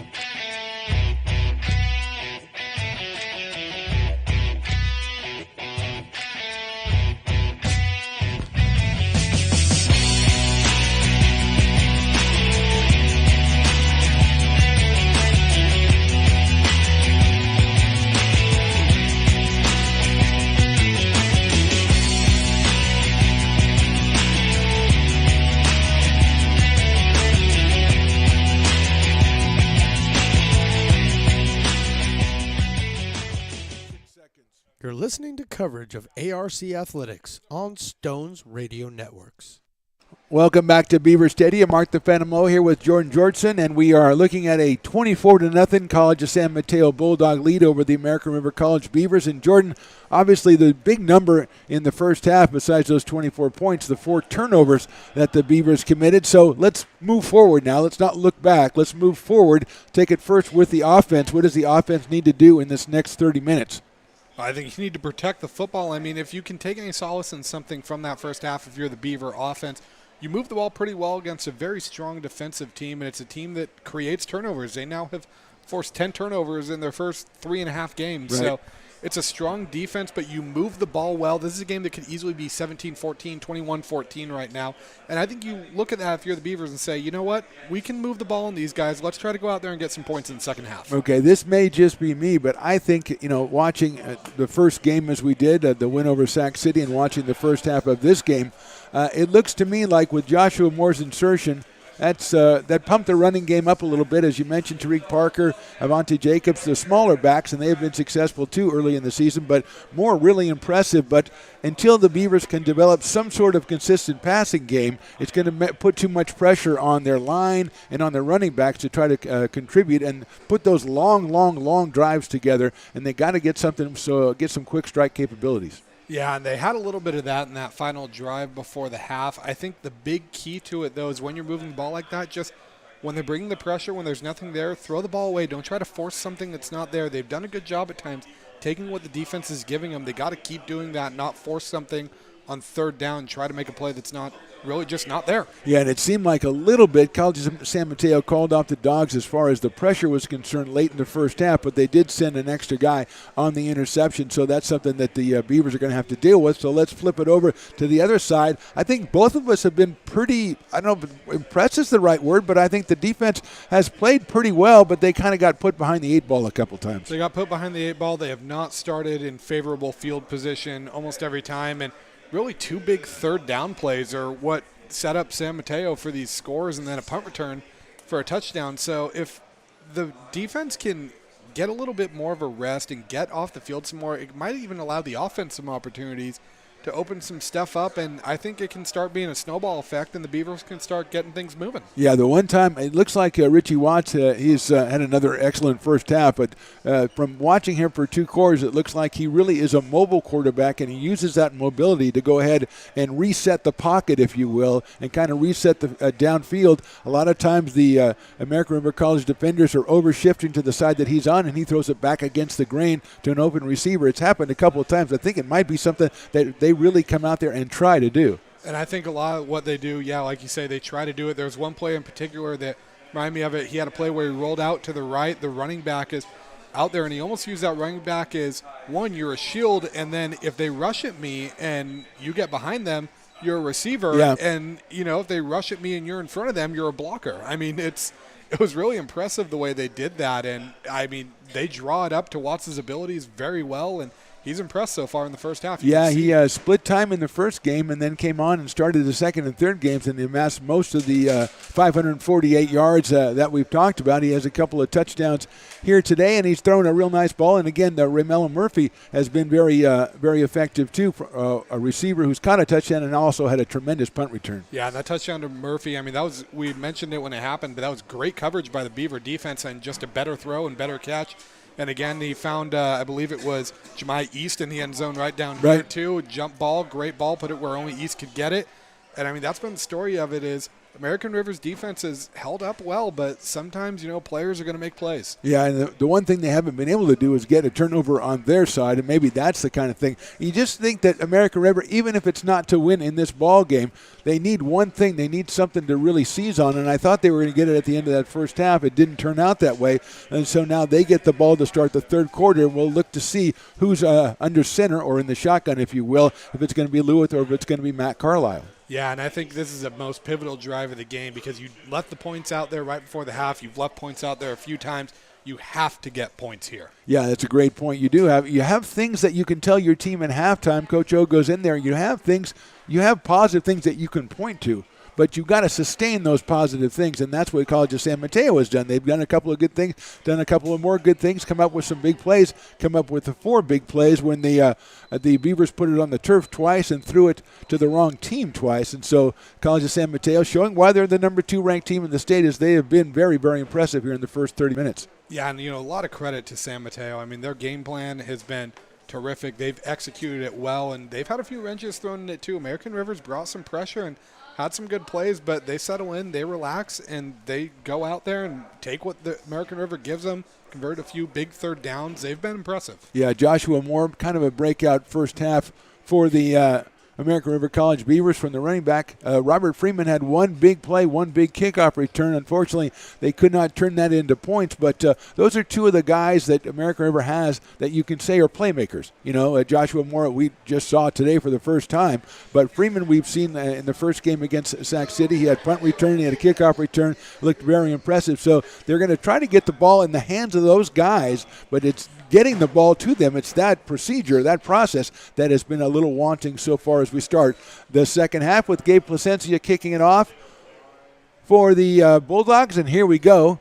It's a short kick, going to be fair caught and dropped by the Beavers, picked up. I don't know if they can advance that because they called for the fair catch and then botched it. So where the other Beaver lineman is, where he picked it up is going to be where it is. So I think that Placencia, Jordan, was a little bit wary of Robert Freeman and Julian Davis back there. Yeah, I think he saw what Freeman's done on that big return on those few reverses and decided we're not going to put the ball in his hands anymore. Looks like they were marked at the 20-yard line and trying to see which quarterback it is. Looks like that's Carlisle Looks out there. like Matt Carlisle back out there for the Beavers out of Newark Catholic. Matt at 6'4" and 215. He is running back to his left. It looks like Joshua Moore, wide receiver right and left. He's going to fake that and take it up the middle. It's an option play. He faked it to Moore going around the right side and took it right back up the middle, maybe about a 2-yard gain. Kind of weaseled his way through a little hole there that he found, and good job of Carlisle there making something out of nothing. Yeah, sometimes you find a quarterback who has a couple of good runs, and then all of a sudden he decides the option is his every time. I don't think we're in that situation yet, but the first one, maybe they thought that the defense would follow more because of the success he had in the first half. So 2nd and 8 on the 22-yard line. And they're running it again as Carlisle up at the 25-26. He meets a horde of tacklers. Everybody's trying to push everybody forward. They're pushing Carlisle forward. Nobody's done pushing. No whistles so far. It is, as we say, a rugby scrum. It ends up at the 32-yard line, and Jordan, one of the strangest plays I've ever seen. It doesn't feel that strange to me because as a former college rugby player, that just felt right at home for me. They moved it 6 yards. They moved the thing, and then they let a guy come in later and push him further. The rugby player in me says that is beautiful. That's what football needs to be. It's pure. Maybe if they do that again, we'll have to have you break it down in rugby stats. But anyway, we have a first down, a run by Carlisle, gained 10 yards. It's first down at the 34-yard line. Give him 12 yards on the play. Barnes moving over to the left side now as Moore flares out to the left. The pass is out to Moore. He's got a little bit of room. Barnes with the tackle. Good pursuit, as we've talked about, and a gain of about 3 or 4 yards for the Beavers. The Beavers are finding ways to get that ball moving through the air, and maybe, even though you're not getting a bunch, you're making them respect the passing game a little bit. Maybe that opens up the run. Yeah, 3-yard gain on the play, 2nd and 7. That's the kind of a quick shot out to the running back that good pursuit, but Barnes laid a good block in the backfield to allow him for the 3-yard gain. So 2 receivers out to the right on 2nd down. Carlisle turns around, hands it off up the middle to Moore. He's going to get about a yard, maybe 2 if I stretch it, but a bunch of different Bulldogs in on the tackle. Yeah, it looks like that was led by number 97, Kavika Bumgardner. Kind of led the charge on that. Moore, got what he could out of it, but a good defensive line again by the Bulldogs. Looks like about a 3rd and 6 now from the 38-yard line for the Beavers as they face a third down in this first series of the third quarter. 12:34 to go in the third quarter. Bulldogs lead 24-0. Carlisle in the gun. He's going to go back to pass. Has good protection. Tries to throw it across the middle. Completes it, but it's going to be down at about the 40 or 41-yard line. So not close to the first down. I think it might even have been waved off as a completion. We got the line judge coming in from the side, and he picks the ball up. And either way, complete or incomplete, it's going to be fourth down for the Beavers. So they go 3 and out in this. Actually, they get one first down, and then they go 3 and out. Carlisle took a shot there on the release. I believe that was Bumgarner again that came in flying through that line. Good pressure by the Bulldogs, forced a rushed play, and another defensive stand for San Mateo. Looks like the pattern that time was exactly what they wanted it to be, but the Bulldogs had a defender right on Joshua Moore. So the punt by Basivinich, and he puts the right foot into it. Gets a bounce to the left, right around the 20-yard line. He's going to go out of bounds at the 18-yard line of the Bulldogs. That's where they'll start their first series of the second half. So, Jordan, I'd say by the measure of what we were talking about at halftime, not a real good start for the Beavers in the second half. No, not a real good start, but you like that you got the friendly bounce on that punt. Maybe your defense can go out and make another stand. They got to be rested after halftime, but you got to keep them off the field as much as possible after how much they played in that first half. Well, you're calling upon them to make a big stop here because the offense couldn't get anything done besides that one run that they used the entire team on. The rugby scrum first down, we're calling it. Hits first down at the 18. Richie Watts in a quarterback. He's got one running back behind him. Single receiver out to the left and right. The handoff to that running back, cuts it back, goes out to the side. He's going to get himself about a 6-yard gain there. It'll be 2nd and 4 for the Bulldogs. I believe that was Molina that got the carry, or Maleni, I believe, that got the carry. Good little move by him, get 5 yards and make it a second manageable. Yeah, it gives your quarterback a lot of options on second down when you pick up 6 on the first down. So 2nd and 4 from the 26-yard line. Bulldogs lead 24-0. We're in the third quarter from Beaver Stadium here on the campus of American River College. Watts with the receiver out to the left, comes back into the formation. Now he rolls to his left, steps back. He's looking for a receiver all the way across the field, and it's a little bit too far for a receiver. Number 44, it looks like, trying to cross the field all the way from right to left, and it was overthrown. Yeah, I was looking for Colin Griffin, his big tight end target. He's got 2 receptions, 22 yards, and 2 touchdowns. But good pressure brought on by the Beavers. I believe that came from Abdul Mukibi. Well, Griffin probably didn't want to make that catch and ruin his touchdown to reception ratio. Well, I mean, smart play. That's a smart play. Third down and 4 yards to go here. They've got to get to the 29-yard line, so make it 3rd and 3. Watts with one back behind him. Got a lot of options. He's going to go for the short pass across the middle. He's got a receiver open. He makes a sidestep, misses. He's going down the middle of the field. A couple of Beavers converge on him, but it is a big gain as Lucas Sartorio makes the tackle, but a big gain on a short pass by the Bulldogs, and they'll set up shop 1st and 10.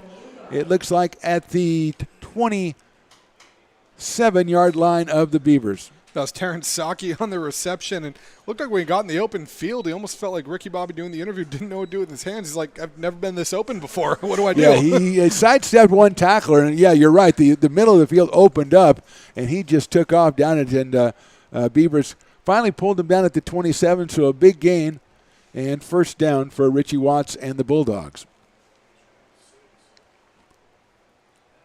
Got the single running back behind him. And we're going to have a flag on the play. I believe we actually had a timeout called before. Probably to give him a little bit of time to rest there as that big play like you mentioned. So, Jordan, we talked about it at halftime, and everything we talked about has not come true. So they came down and one first down, but the Beavers forced to punt, and then the big play on 3rd down, as you pointed out. Now, that was a 3rd and 3, so it's much more manageable. But as you pointed out, haven't been able to get off the field on 3rd down. Yeah, and I think a lot of that was Saki kind of snuck behind him. The Beavers brought the blitz. They blitzed both middle linebackers, and that's going to leave a slot receiver or receiver to be open in the middle of the field, and a good job by Watts to recognize that, stand cool under pressure, and deliver the strike there. Yeah, he is able to stand cool under pressure. Now, he hasn't had a lot of pressure. I think he's had 1 sack today, so he doesn't have to get a lot of pressure, but he is able to kind of have time and give credit to his offensive line. He is able to kind of survey the field when he needs to. When some of these patterns that take a little bit longer to develop, he has time to get that receiver out there. Yeah, and we talked about the efficiency that he has, and I've been so impressed with the way he's commanding this game. He's calling audibles at the line of scrimmage. He looks so comfortable running this Bulldog offense, and it's been proven with how they've moved the ball in the first half. But with the crazy COVID thing and all the different years and eligibilities and stuff, I'm not surprised that we see a guy who really is a quarterback with a lot of experience and really a lot of game experience, and he goes out there and can really command the field. I absolutely agree. So he's in the shotgun now with one running back behind him, and the ball is a bad snap. It's fumbled back there and picked up. I think that's Molina, and he is going to be tackled on the 34-yard line. So just a very bad snap that time by the Bulldogs, and they will be facing a big second down here. Now, I couldn't tell, too, what Molina did, but it looked like when the snap got to him, I couldn't tell if his arms were moving forward and he batted the ball forward and then it bounced off Watts to himself, but crisis averted there by the Bulldogs in the backfield. Almost the break that the Beavers needed, the one we've been talking about, the turnover, but the ball now at the 34-yard line. So 2nd and 17. Watts with Maleni behind him. He's going to go for the quick out. He's got a receiver over there. It is complete, but for just a couple of yards, bring up a big 3rd down. Looks like that was Jeremiah Patterson. And again, another new name we're calling on a reception. I believe that's 5 or 6 different guys that have reeled in a catch now. We've had East and Patterson and Pierce and Murphy and a couple of other ones, Giffen as well, the tight end. But you're right, the way that he has spread it out, you see it in the professional level, you get guys that don't worry about which guy they throw it to, and those are the guys who are the most effective. So 3rd and 13 at the 30. Have to get down to the 17-yard line, do the Bulldogs.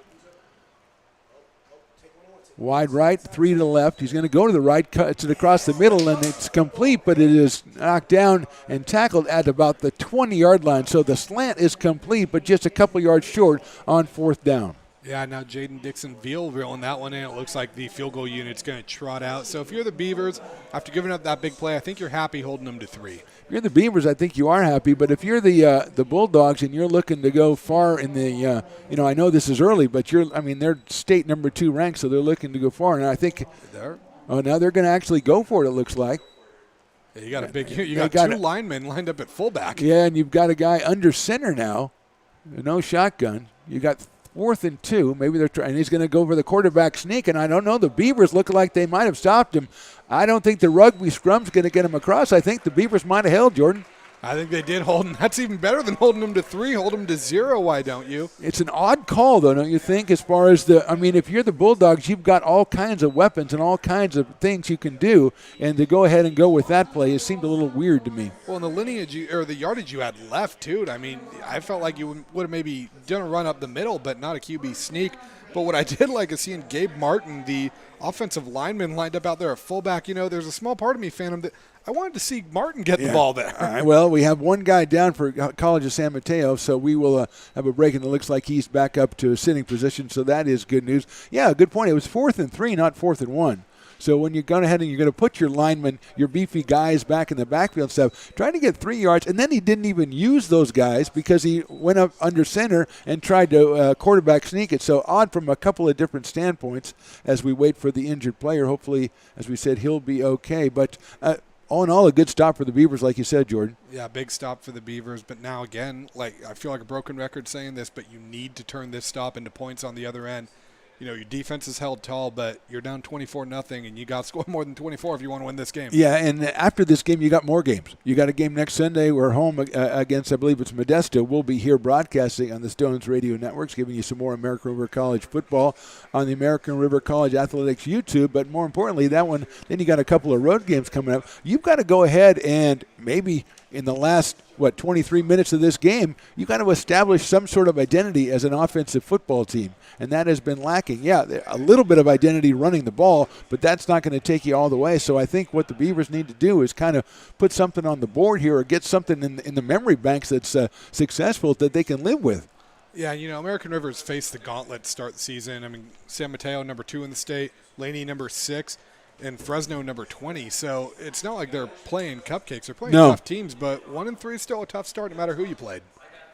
So Carlisle's still in there for the Beavers. He is going to hand that one off. No, he's going to hold on to it. He's looking to the right, goes over the middle. It is complete, and the tackle is made, about a 9-yard gain. Good pass right over the middle to number 88. That's Ian Simpson. So a good throw for the Beavers on first down. Yeah, Ian Simpson, the Whitney High School product. Great catch there. He had that big reception for the Beavers in the game-winning drive against Sac City a couple weeks ago. Oh, that was a tremendous play. The old misdirection play. So second down. The handoff to Moore. He's going to get through, and I think he's going to get the first down as he is retired or taken down at about the 30. No need for him to retire yet. He's still a young man. So that is going to be a first down. If you're the Beavers, that's what you want to see. You want to see those first downs, and you want to see them starting to move the ball, especially if you're the Beaver defense. Yeah, and the thing that keyed that was that successful pass, a pass that was caught by Simpson that got you in position where on second down you could do the pass or a run. So we'll see if they can build on that with Carlisle and Moore in the backfield. 2 out to the left. On the 30-yard line, the fake is to Moore. Rolling out is Carlisle. He's going to step it up about the 34-yard line and get out of play. Actually, the clock is going to continue to run. So Carlisle picks up about 4 yards on that. He rolled to the short side, Jordan, so not a lot of room for him. Yeah, not a lot of room, but, he did a good job getting 4 yards. 2nd and 6 is a manageable, definitely a better look than 2nd and 10. One thing Carlisle's done a good job of is selling that play action. I mean, he's fooling us up here, so you're doing a good job. You fool the broadcasters. Yeah, he does. I mean, Lewis was very successful running it also, but Carlisle seems more natural, seems more comfortable actually running the ball. So let's see what happens on 2nd and 6. 6:56 to go in the third quarter. And off to fake, and he's going to hold on to it and go back up the middle again. And that time he'll get brought down at about the 37-yard line. The fake to Moore, the keeper by Carlisle. He's going to set up a third and about 3, maybe a long 3, is another third down, Jordan, for the Beavers. The big question here, if you don't get this third down, which we know coming into this game 4:38 on third is tough. You're down 24-0 middle in the third quarter. Is this 4-down territory? It's a good question. I don't know the answer. Usually you could say an adamant yeah, but I mean in this situation I don't think you don't want to give the Bulldogs a short field. So third down, 3 yards to go on the 37. Got to get to the 40. That is fake. He's going to hold on to it again, and that was not the right choice. And then we have a penalty coming in late on the play, but brought down for a loss of 2 was Matt Carlisle. He had Moore coming across, made the fake to him, but there was no room for either one of them actually on that one, Jordan. Carlisle came up with his helmet off, and I'm wondering if they're going to get I was going to say, I wonder if they're going to get him for a face mask, and that's a killer if you're San Mateo, because you picked up a huge stop and you just gave the Beavers a free 15 yards. A little surprise on that play to see the Beavers run the option? Not as much to see them run the option, but I don't think Carlisle made the right read on that. I think Moore should have gotten it. I mean, obviously it's easier said than done. Right. Defense reacts to where the ball goes, but felt like Moore had a little more running room on the outside. On 3rd and 3, I would think that he was a guy who you could give the ball to so far. So here we are, first down, 49-yard line of the Bulldogs. Carlisle in there at quarterback with Moore to his left. 2 receivers out the left, a low snap. He goes back. He's going to go all the way across the field, and that would have been intercepted. I don't think he caught it. I thought he scooped it up on a hop. Jordan, what did you see? I thought it might have been on a hop, but the referee's pointing out their way, and I think they're going to call that a pick. That's Tyrese Ivy Jr. Yeah, he went out to the left, and there was no way. Ivy Jr. was in position. I thought the ball bounced up to him, but the call is interception on the field, and it's going to be first down for the Bulldogs on their own 48-yard line. So turnover number 5, and again, a pass thrown that we think maybe shouldn't have been thrown. Yeah, another pass shouldn't have been thrown. Like you said, you could say it bounced or didn't bounce all you want, but you shouldn't have put it in a position for it to be that. Yeah, so there we go. It's still unable to establish any kind of medium passing game, and it's taken over by the Bulldogs, and the Beaver defense is back on the field. One thing you take solace in if you're the Beaver defense is at least you got a little bit of a rest there. The Beavers move the ball. A little bit of a rest, but not as much as you wanted to have. Maybe you wanted 3 or 4 more minutes and put some points up on the board. Watts is going to hand it off. Looks like that is Evans back there, and he is out of bounds after a short gain of about, we'll call it 5 yards, set up a 2nd and 5. One thing you got to watch with that interception now is, especially at this stage in the game, that could be one of those things that's just demoralizing for the Beavers. Right, and they can't take more demoralization in this game, and the gain is only going to be a gain of 2 on the play, so it'll be 2nd and 8 from midfield. Watts in the shotgun. Evans behind him. He's got a receiver out to the left and one split out to the right as well. Other one on the left is coming back in closer to the formation as he fakes the handoff. He looks down the middle. He wants to go deep. Now he's going to go off to his running back who's got it. Good closure by the Beaver defense. It's about a gain of 4. It's going to set up a 3rd and 4 for the Bulldogs. Yeah, good job by Watts to, look out there, find there was nothing there, nothing he loved, hit his check down, and make it a 3rd and short. Came back, and he did find Evans, and it was a good pass, but a good job by the Beavers defenders as they were quick. And there have been a couple of times that the Bulldogs have gotten away from that first tackler and made big games. That time the Beavers closed it down. So 3rd and probably closer to 3 for the first down. Watts in the shotgun, standing at midfield. He's got it looking for the short pass. Now he's under pressure a little bit, rolls to his right, trying to pick up a receiver, throws it, and that is out of bounds. I don't see any flags or anything, so that is going to bring up a 4th down. We do have one at midfield. I think they might get a hold, though. A lot of times on those rollout passes, you'll get a hold on the O-line. Well, let's see if that's what it is. If not, or if it is, the Beavers again with another good stop unless they take the penalty and give them another chance. So we'll see what the Beavers decide to do as the Bulldogs are moving back. And I think you're right, Jordan. I think we've got ourselves a holding penalty. We got another flag, too, after that play, and I believe this is going to really set them back because I think that one might have been a unsportsmanlike conduct. Something against the sideline, perhaps? That's where like the flag was warning. dropped. Yeah. Well, this is a game where I've seen the most odd running play I've seen in a long time, the rugby scrum first down, and I've also seen more sideline warnings than I've ever seen before. Yeah, I don't know if it's maybe, egregious sideline warnings or these refs are just taught to be, really tight about it and make sure teams stay in their areas. What is it with the unruly sidelines with these kids today? That's the question you got to ask. Back in my day. Back in your day, you stayed on the sideline, you were quiet. So let's see, we got 3rd down, and we've got to get to the 42, so that makes it about 18 yards to go here. And this is a play, Jordan, you've talked about it many times already today. 3rd down, big 3rd down, and you got to get off the field. And it almost feels like the Beavers have fared better on 3rd and short than they have on 3rd and long. It really does. It's got to be a frustrating thing if you're a Beaver fan watching a defense where you feel better on 3rd and 3 than you do on 3rd and 15. Let's see if they try to bring pressure on 3rd and long. Usually you don't do that. You drop guys back and you try to keep the big gain, and it looks like I believe we're getting a timeout. I don't know. I think we might have had, it may not have been, they might have, I'm going to guess, since they just replaced the entire team, either they're going to let the second team play or they're going to punt. Yeah, it looks like the down marker is at 4 now, which okay, is... that doesn't make much. Well, I mean, it was 3rd down. Maybe the penalty that was taken was the sideliner. It was taken after the play. So the down is 4th down now. So that's the way you get out of 3rd downs is you don't play them. You make them 4th downs. I would say if you're the Beavers, you should try to do that every possession. And now we're moving the other way as we're going to make the ball at the 50-yard line. So I have to confess being confused. I'm right there with you, Phantom. Someone said it might be a delay of game on the defense, which you don't see that every day, but I'm not going to swear to that yet. But we do have the punter in punt formation. I did see the Beaver coach on the field, so that could be the situation. That could be it.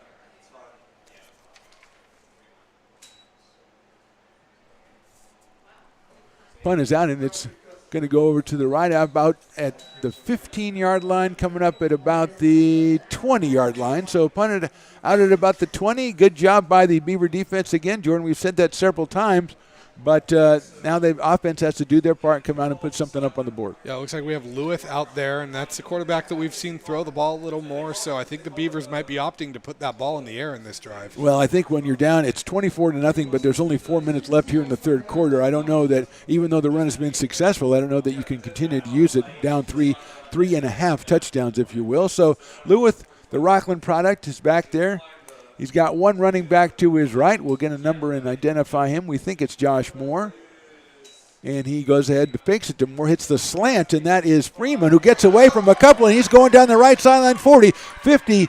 He stops. He comes back against the grain to the 40. He does it again. Now he does a little spin move, kind of like a Three Stooges thing, and they get him at the 40-yard line. So Freeman, again, as we say all the time, Jordan, that's the big play guy. That's the man you need to put the ball in his hands. He can inject some life into this offense like he's done twice now. Great job bouncing off those tackles, and it looked like made of rubber out there. They couldn't bounce him. Quick slant to get it to Freeman, and then, as you mentioned, two guys hit him, and Freeman, not the biggest guy, but bounced right off him and went down the right sideline. I thought he might be able to break it, but there were about three defenders who had the angle on him, so he just cuts it back against the grain and gets the big play, and it's first down on the 40. And injured Bulldog is helped off the field. I believe that's Ivy, the man that got the interception last drive. So Ivy, the defensive back, and a placement comes in for him. We hope he is okay, as a couple of subs come in for the defense of the Bulldogs. First down. So just a short pitch and catch, but Freeman doing all the work on that one.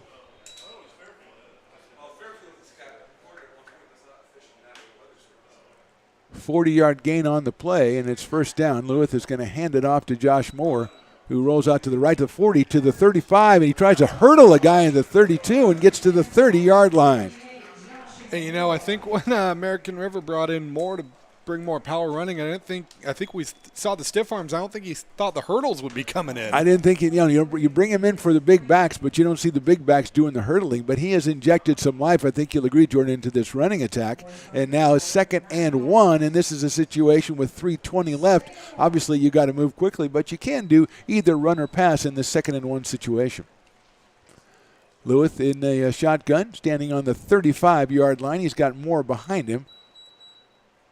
Comes back to pass. He's got a little time now. He's got to roll away. He's got room to run if he wants to, and he keeps it down. He fakes it, and he's going to be knocked out of bounds, but he will get the first down at about the 22. And, Jordan, I kind of thought that he had lost sight of the line of scrimmage and maybe was going to let one fly. I thought so, too. I think everyone up here was holding their breath or cringing like, no, don't throw it, just tuck it. And I want to talk about that great block there. I believe that was number 61 for the Beavers. Really opened up that running lane for Lewis. It looks like it was Christopher Sutherland out of Wheatland. Yeah, he rolls to his left, got that one block, and then tried to he wanted to get the pass, but went with the run and got the first down. So 1st and 10 on the 25. He rolls off to his right. He's under pressure, comes back to his left, tries to get rid of it. The ball's on the ground. I think the Beavers covered it, though, and it is going to be called a fumble, and the Beavers will this time pounce on it.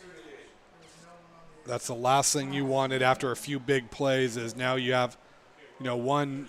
Thankfully, you didn't turn it over, but one bad play all of a sudden puts you out of scoring position. All of a sudden, you're 2nd and 24, and instead of you had that momentum with the Freeman play, and then you got the Josh Moore run and the run by Lewis, and then you go ahead and get the fumble. And this time, fortunately for the Beavers, they were able to fall on it.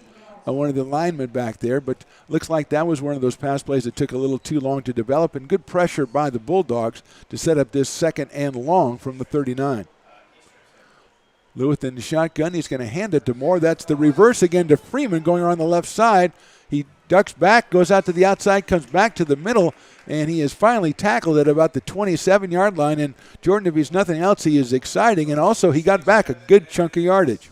Yeah, good chunk of yards. Still looking at 3rd and long, but 3rd and 12 is a lot nicer than 3rd and 24. Yeah, and I've seen, I think, 3 reverses now we've seen today, so we're seeing that a lot, and I do think that we talked about it before. Getting the ball in Freeman's hands is important, and the Beavers are trying to do that as much as possible. So 3rd down, 12 yards to go on the 28-yard line, showing blitz from the Bulldogs, and now Lewis looking over to the sidelines. Matt Carlisle looks like signaling in the next player formation.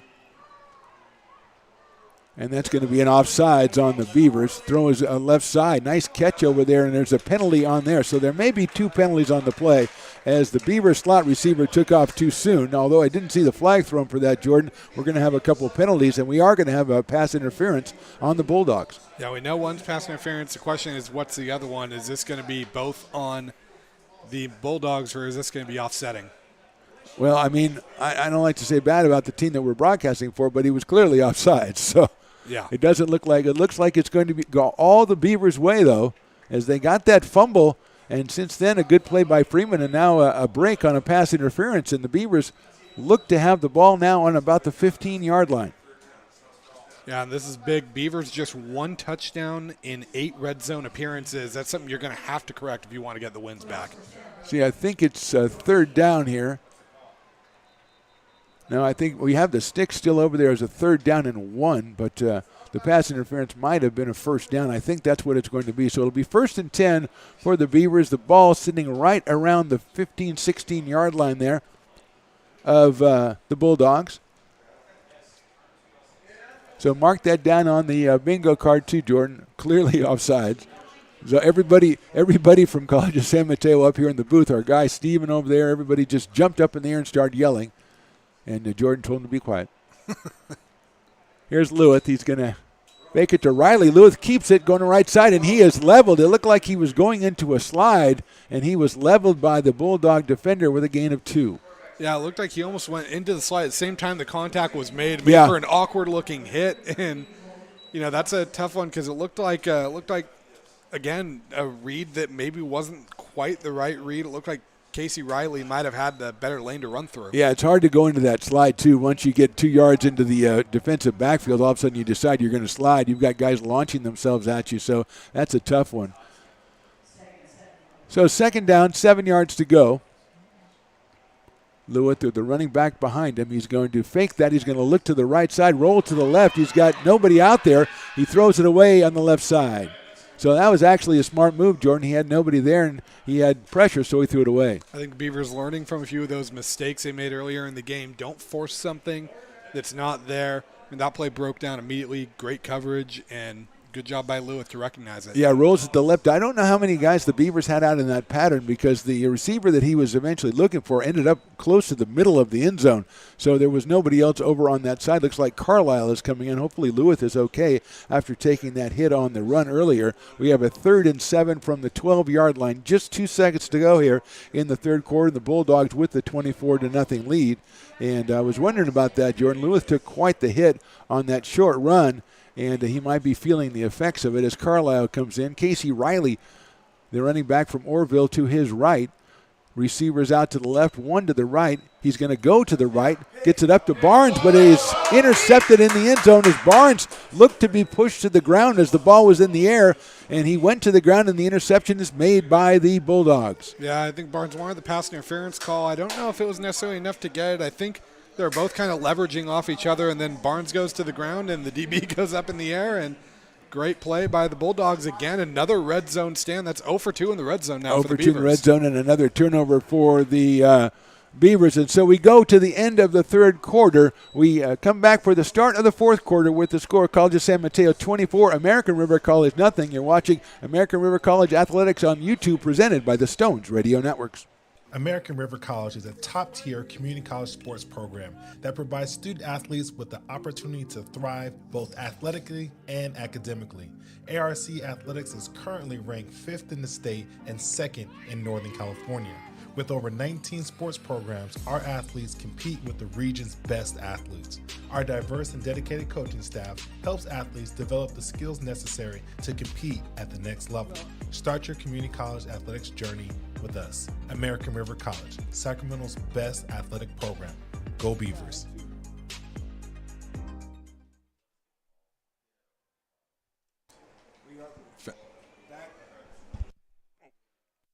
Back for fourth quarter action as I turn on the wrong microphone. 24-0 in favor of College of San Mateo. They come up with the interception in the end zone, the 5th turnover by the Beavers today.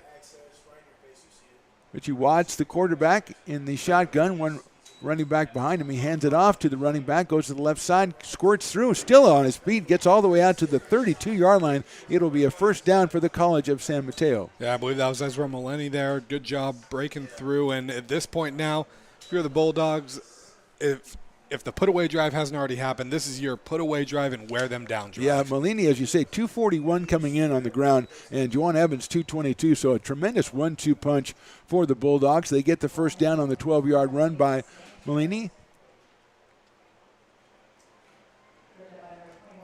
Watts directing traffic, which he does a lot, moving his tight end over to the right side of the formation, his wide out to the left side. And he's going to come back. He's going to throw a short pass out to the left side. It's caught. Evades the tackles up near the 43-yard line, and I think they got out to the 43, which would be another first down for the College of San Mateo. Looks like that was Jemai East reeling in the reception there. Good job making some guys miss, getting those extra yards, and now you're looking at 2nd and 1. So he got a 9-yard gain on that one. So as Jordan says, 2nd and 1 from the 42-yard line. 14 minutes to go in the ball game. Bulldogs 24 and the Beavers nothing. Looks like it's actually going to be a first down. They're going to give him the first down, so that 9 becomes 10 mysteriously. And now Watts in the shotgun again. Puts his wide receiver in motion, moves him in closer. It didn't look like he was set. He's going back to pass. Good pressure by the Beavers, and the sack is recorded. A loss of about 7 yards. That was Kean Sloan shooting out of the gate there. Great job by him. Great pursuit. Grab those ankles, get the sack. I believe that's number 7 now on the year for him. Yeah, Kean Sloan, we talked about him before the game. 8.5 tackles for loss and 6 sacks coming into today, and a nice sack right there for number 7, setting up a 2nd and 17 now from the 34-yard line. Watts sends one receiver wide out to the right. Short side is the left. He's got one out that way as well. He's going to hand it off to the left side. It's going to be a nice play by the Beavers to bring down, I believe that's Molina out there, and he's going to have just about a short gain, maybe 1 or 2. Yeah, I believe so. And, at this point, I think San Mateo's main objective on this drive is to just wear it down, kill some clock, get out of here healthy, and get out of here with a win. Yeah, there we go. I think it's so they're 2nd down now and 18 to go. No, it should be 3rd down. It is 3rd down. They changed the scoreboard. So 3rd down, and Jordan, this is what you've been talking about all day. Let's see with 3rd and about 17 what Watts pulls out of his hat over there. He's going to go back to pass. He's under pressure. Again, a lot of pressure, and it is another sack for the American River College Beavers as they are all over Richie Watts back at the 20. And that was Kai Wallen, the Jesuit boy, 6'6", 230. That's a big man coming at you if you're Watts. Good stand for the Beavers. Good job getting that pass rush on him. Yeah, big week for Kai Wallen. According to Twitter, he's got offered from Utah and I think San Diego State this week. So they are seeing what we're seeing right there. A big guy just coming into his own, and that is going to force a punt. So a tremendous series by the Beavers with a couple of sacks here. Little surprised that Watts was going to put it up as many times as he did in that series, but 11:50 to go. Punt formation back is Freeman's been doing the punt returns, and that one is a good-looking punt all the way back. It's going to send Robert back. He's going to catch it back on the 20, trying to get some room, but good pressure. Runs into his own guy, and then is tackled. He got through 2 Bulldogs, ran into his own guy, and was retired on the 22. Yeah, it looks like they were a little frustrated with that one there because he split those 2 defenders, and just a little miscommunication, I think, on where Freeman was going, but big return kind of saved for the Bulldogs. Yeah, I mean, when you have a guy like Freeman, you want to get in a position to give the block that springs him, but you don't always know where he's going. So it's kind of hard to kind of plan that out. So on the 21-yard line now, and let's see which of the quarterbacks. I believe it is Carlisle, Jordan. Yeah, it's tough to tell from this angle. I'm only seeing the small number on the sleeve. Well, we'll see. We'll find out after this play. First down on the 21. Short pass quickly out there and caught by Freeman, and he is up around the 30-yard line. So a very quick throw out there by the Beavers. Looks like that was actually Lewis that was in there. So Lewis is in there. Good to see that he's back after he took that big hit. So a quick hit to Freeman for an 8-yard gain, 2nd and 2. Be nice for the Beavers. We've talked about this a lot today, but a really nice stand by the defense, a couple of sacks. Come out, get the completion to start it off. Let's see if they can do something on 2nd and 2. It is the handoff, and that is Josh Moore going the left side, picks his way through. It's a nice little gain out there right around the 38-yard line. That is going to be a first down for your American River College Beavers. And Josh Moore coming back again, Jordan, really impressive today.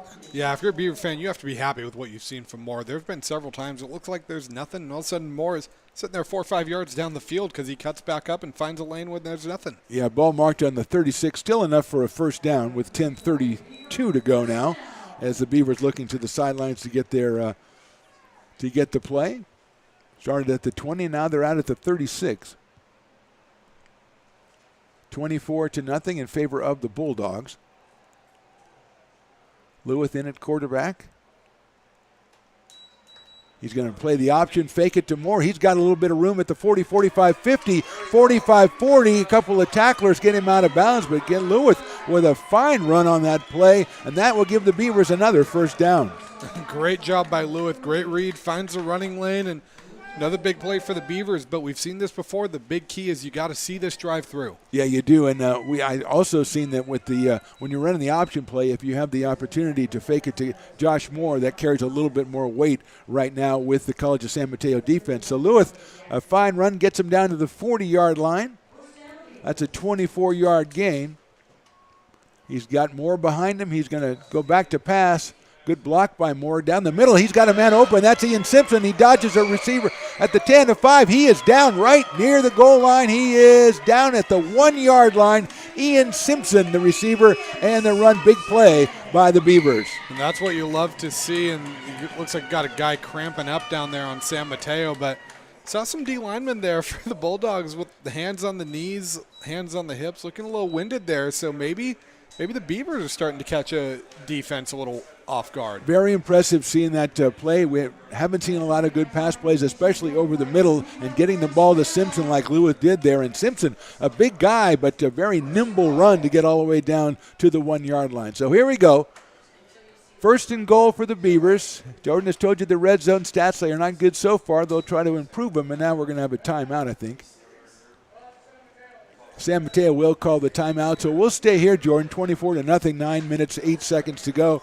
A couple of big plays, Joshua Moore, then Kenny Lewis, and now Ian Simpson. So good job by the Beavers to highlight a couple of new guys, get the ball down to the 1-yard line. Obviously, they needed to punch it in there. You'd think that Joshua Moore would be the guy to go to. Yeah, I think so. Why not ride the hot hand? And I think it's super important to get points on this drive, not just because, it keeps you in the game somewhat, especially if your defense can get another stop, but just building off this, too, right, for these next couple weeks. I mean, you have Modesto coming in here next week. That's a team that's no slouch as well. So if you're American River, you need to get something moving, some positive momentum carrying into the next game. If you can pull this one out, which is first and foremost the goal, obviously you go for that, but try to get something you can hang your hat on heading into next week. Yeah, and I'll say I don't want 3 points. I want 7 points right here. And as you mentioned, Modesto, no slouch. You know something you realize quickly when you get into the junior college athletic world, there are no slouches anywhere. Everybody, especially in football. I mean, you mentioned it before. I think 3 or 4 of the preseason opponents for the Beavers are, ranked in the state, in the top 15 in the state. I mean, Laney and Fresno and San Mateo. So there are no slouches anywhere here in the junior college. You got to come out and bring it every week. And I think you're right, Jordan. I think punching it in says something right now because they've been so close so many times. They've got to go ahead and get one in, and let's see how they do it right here.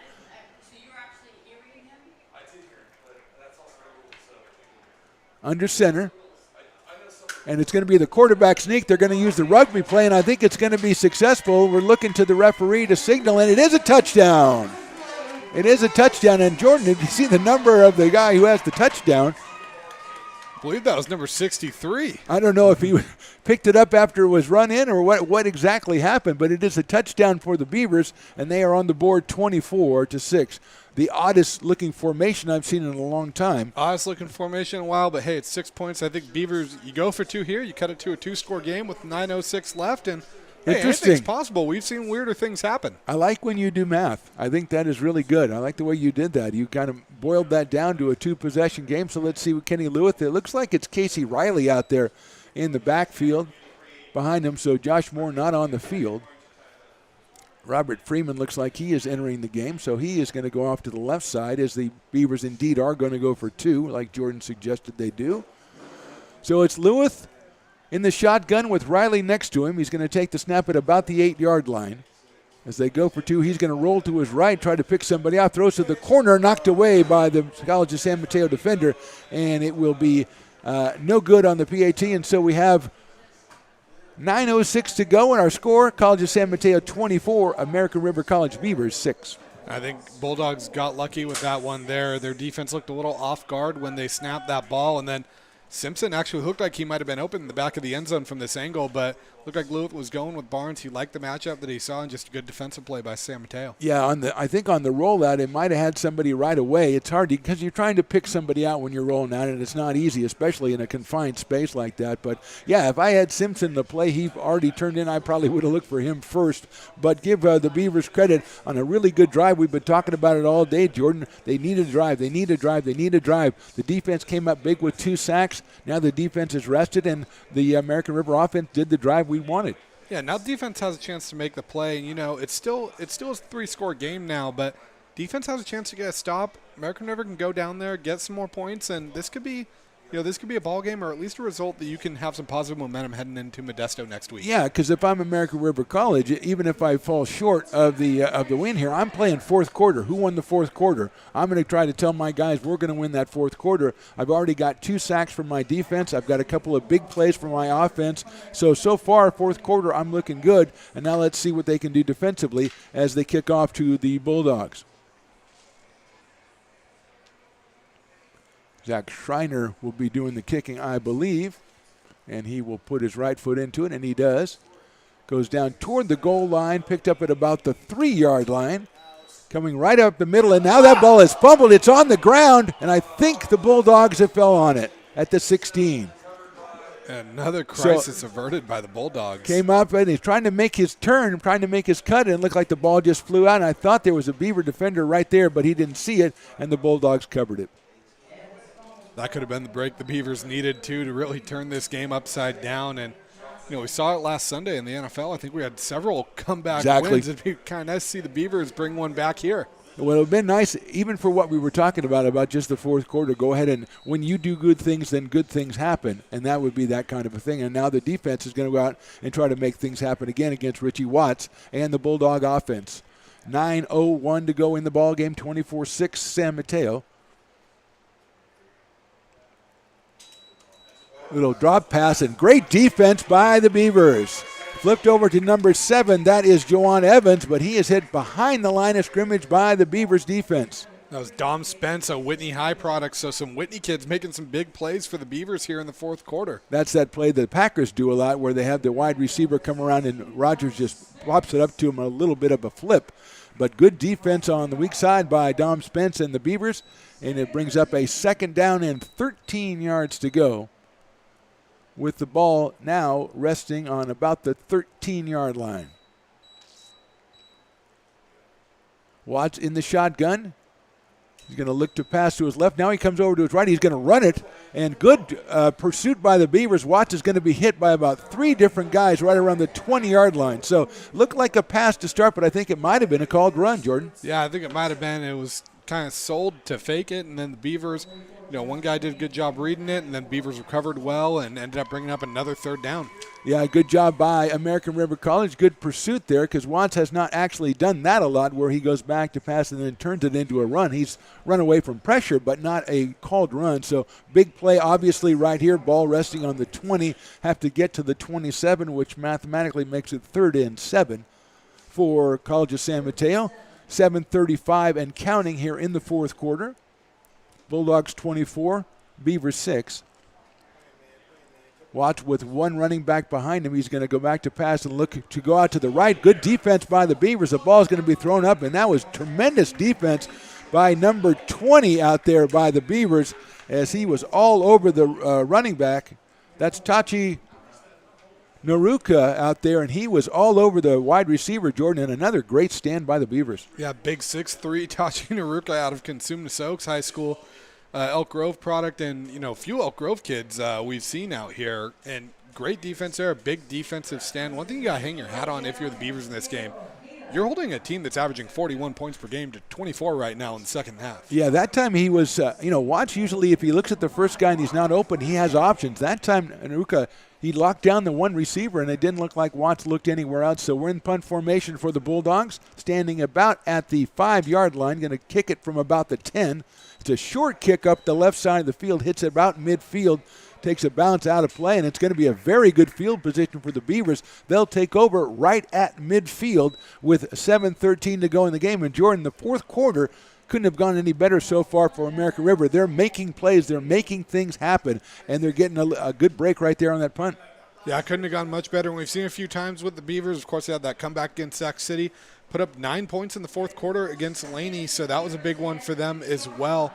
So the Beavers' fourth quarter has been friendly to them so far this year. Lewis back at quarterback with, I think Josh Moore is back behind him, standing on about the 42-yard line.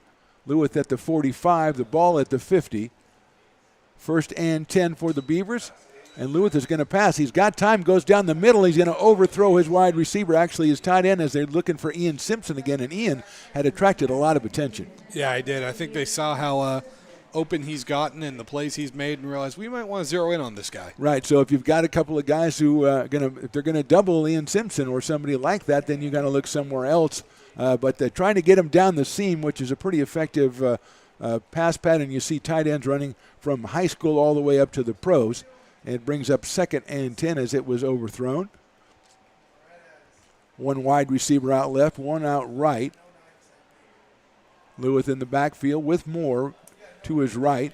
He's going to fake it to Moore. Now he's going to hold on to it himself, and Lewis stumbles, but he's going to get himself a nice 5-yard run there to bring up 3rd and 5. Right read there by Lewis, and I think he ended up tripping over a lineman's ankle there or something like that, but still 5 yards and now 3rd and manageable. You know, the American River College quarterbacks, Carlisle and Lewis, both are runners, are both very tall. It's kind of an odd look to both of them, 6'4" and about 210, and they got the long strides, but not looking the smoothest of runners, but very effective by Lewis there to set up a 3rd and 5 in what's obviously 4-down territory for the Beavers. Looks like pressure coming up the middle. Lewis is going to get rid of it, and he's got a guy on the slant. The catch is made over there. A nice catch. Is that Barthel over there that makes the catch for the 1st down? Looks like it is the Oak Ridge product. So a little SFL connection, the Rockland kid to the Oak Ridge kid. And Beavers moving the ball well. That's a nicely thrown ball by Lewis. It had to be down in that one tight window, and it's over there. So Barthel out to the left. He also has a flanker in there to the left with Moore behind center.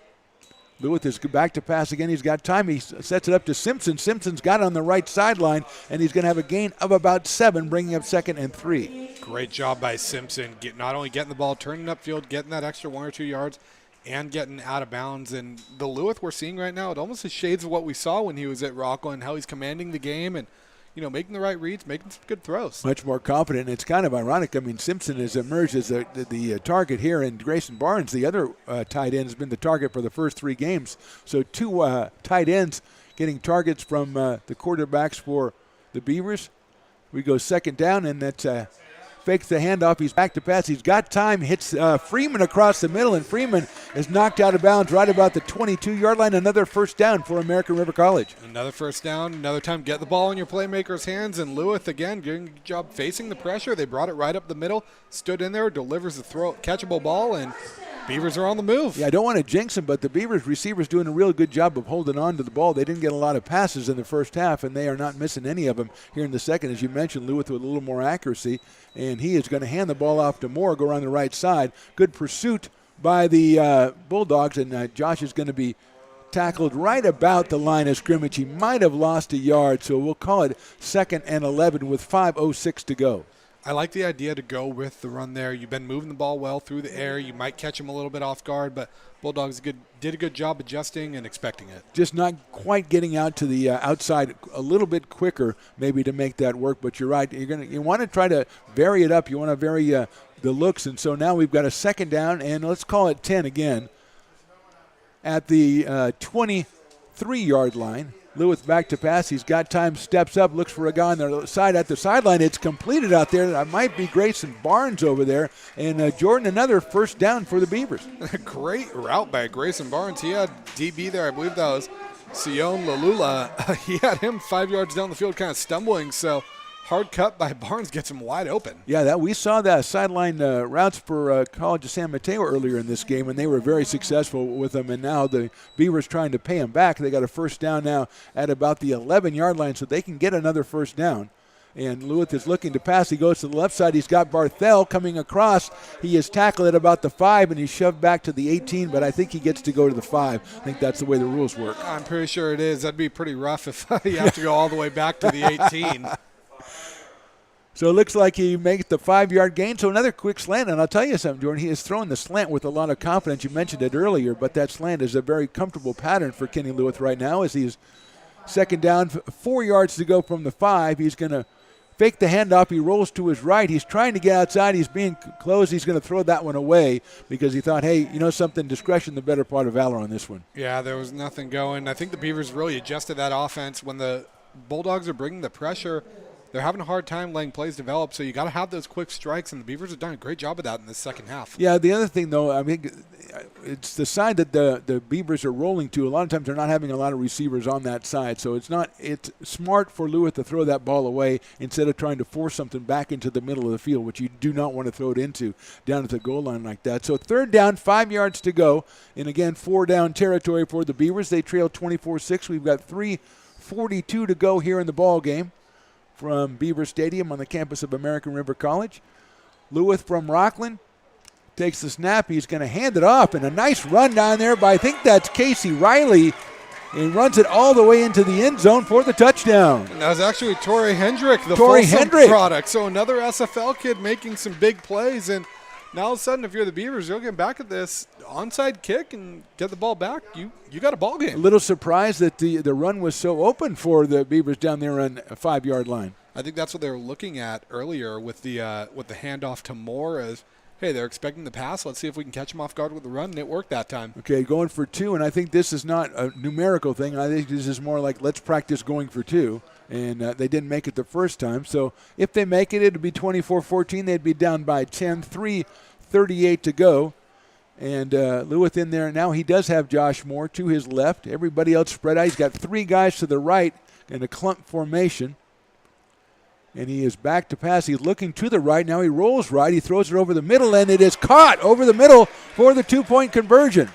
They found the big Ian Simpson there, all 6'3", 240 pounds of him. He's going to win a majority of those jump balls that Lewis puts up for him. Yeah, and he's showing some real good hands for a big man, too, because that ball was rifled in by Lewis, and all of a sudden it is a 24-14 ball game. And, Jordan, I think I'll go with your onside kick plan. But before we do that, let's just say we asked American River College to do a couple of things in this fourth quarter, and they've really come through. They haven't. I think if you told the Beavers when it was 24-0 at half, or even after you threw the first couple of interceptions this half, if you told them there was going to be 24-14 with 3:38 left to play, I think the Beavers would take that. And it's not a fluky 24-14. It's a 24-14 that you earned with some real big plays. I mean, Simpson with the long play, Moore with a couple of runs, some really good passes from Lewis out here, and then a run or 2 by Lewis as well. So you've used a lot of the different parts of your playbook to do this, and that bodes well for the future as we talk about next week Modesto coming in, and it'd be nice to feel like you got things really kind of hitting on all cylinders. Yeah, definitely. We've seen the Beavers be a fourth quarter team now 3 times out of the first 4 games, and the big concern now if you're the Beavers, you're like, okay, we know how to move the ball, but let's find a way to do it in the first 3 quarters too, rather than wait until the fourth quarter and have to rely on a comeback effort to win a game. Well, let's see if we're going to try the onside kick here. I think the Bulldogs definitely think so. Now we'll see what happens if this onside kick is not successful. Then obviously it comes up to the Beaver defense once again to make plays, which they have done very well in this. Actually, they've done it all game, but really well in the second half. It looks like we're going to go to the left side as we've got 1, 2, 3, 4, 5, 6 Beavers, and they take one off just because they had too many, and that would not be fair. The kick goes down, nicely done, and it's going to be out of bounds, I think. I don't know that it went, and we have a couple of penalties. As Jordan, did you see somebody letting go there on the sidelines? I didn't know quite why. I know we got the flag for the ball going out of bounds. Right. Looks like we have a flag on that end, too. Someone might have left a little early. The third flag, though, I don't know if that was for the kick going out of bounds or if that was for maybe a late hit or something like that. And it'll be interesting to see what happens here. Are we going to get a re-kick or are we going to get something else and a little chippiness now, too? We've got people, mixing it up out there as cooler heads are prevailing, but now we've got some more penalty flags as the cooler heads did not prevail. I think we had a punch get thrown. Yes, we did. Could not see which player did throw that punch, but then cooler heads did prevail, and everybody is being separated as we have a hot day. We have a 24-0 lead. Then we have a comeback, and then we have an onside kick, which, as you said, there's a little extra contact out of bounds there after the onside kick, and that's kind of a recipe for things boiling over a little bit. Yeah, I think Beavers took a little exception to that. Again, I don't know who threw the punch. I'm seeing 32 coming off the field, though, so I'm wondering if that is who it was. And got to think a punch thrown is an ejection, and it's going to be interesting to see how this plays out. Are we going to, we haven't even settled the original penalty. Are we going to have a re-kick? Are we going to have, San Mateo taking over in bad field position? What's the situation going to be here? Yeah, usually, with the kick didn't go the required distance or it went out of bounds, that would be a possession of the receiving team, obviously. But we have a couple of extra flags. In fact, I count 5 flags on the field, so only one referee did not throw their flag, and they will probably, when they have the evaluation after the game, they'll probably get docked for that, don't you think? So it looks like number 82 has been ejected. And I believe that's 82 on the Bulldogs. That is Stephen Henry, freshman. So it's ARC's number 82. That's Wardy Jobert out of Oak Grove. So he has been ejected from the game, and he has walked off the field to our left. And the referees are still talking about things. All the flags still on the field. They could pick those up. That's a little decorum there. Just pick up a couple flags because they're littering the field right now. We've got one at the 38. We've got one at the 49 and the 48 and the 46. And I think Jordan Ozer involved with the altercation on the sidelines. I believe so. And back what you said with the flag still being on the field, it'd be an interesting twist to football if the flag had to stay on the field for the remainder of the game. It would be very interesting, but then when you threw the flag once, would you go get more flags, like umpires go get more baseballs? I think I like that idea. So you're going to sidestep a tackler and the flags are going to trip you up. That's obstacles. That is a flag on the play. So here we go. Finally, we might get a little bit of explanation here as we've got our guy down on the field side. That is the great Stones McCoy trying to get some intel for us down there. 3:38 to go, 24-14. It was 24-0, and the Beavers have put together a couple of drives, and they have scored a couple of touchdowns. 1 2-point conversion was successful, so that's what makes the score 24-14. The onside kick, Jordan, as far as we could tell, was not touched by anybody and went out of bounds. So that part, we think we know that happened. So that is an illegal kick, so there's a flag thrown on that play. And then after that, there was an altercation. I think at the end of that play, somebody went sailing into the sidelines there, and I think that's what started the whole thing. And we've since had a player ejected for, we believe, throwing a punch. Yeah, it looked like we had a player ejected on San Mateo as well, and I believe that was 32 on that. So what's going to be interesting about that now, obviously those are offsetting, but we still haven't heard a word on what the whole penalty on the original kickoff is. Are we having a re-kick? What's this flag for? Is it an offside? Someone move early and on who? Yeah, that's on the other side of the field from where the ball was, so you'd think that might be an offsides, and where it's dropped maybe on the kicking team.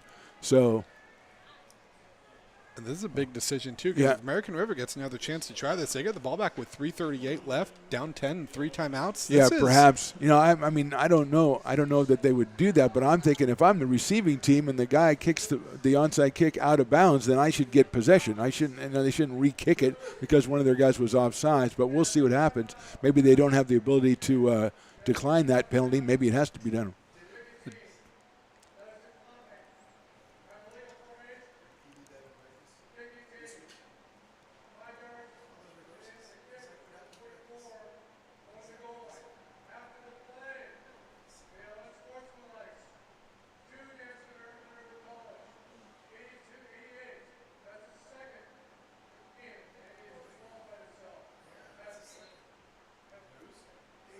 So it looked like illegal formation on the kickoff by the Beavers.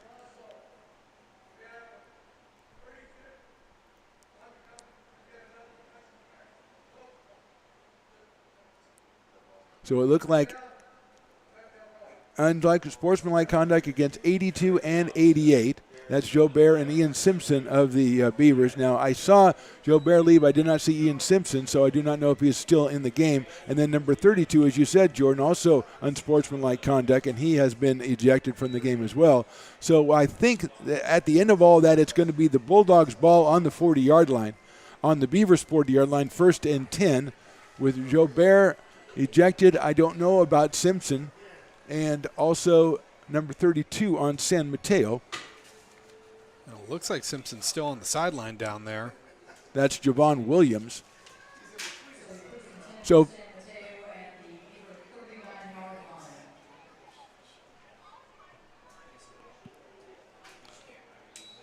it's first down here at the 40-yard line.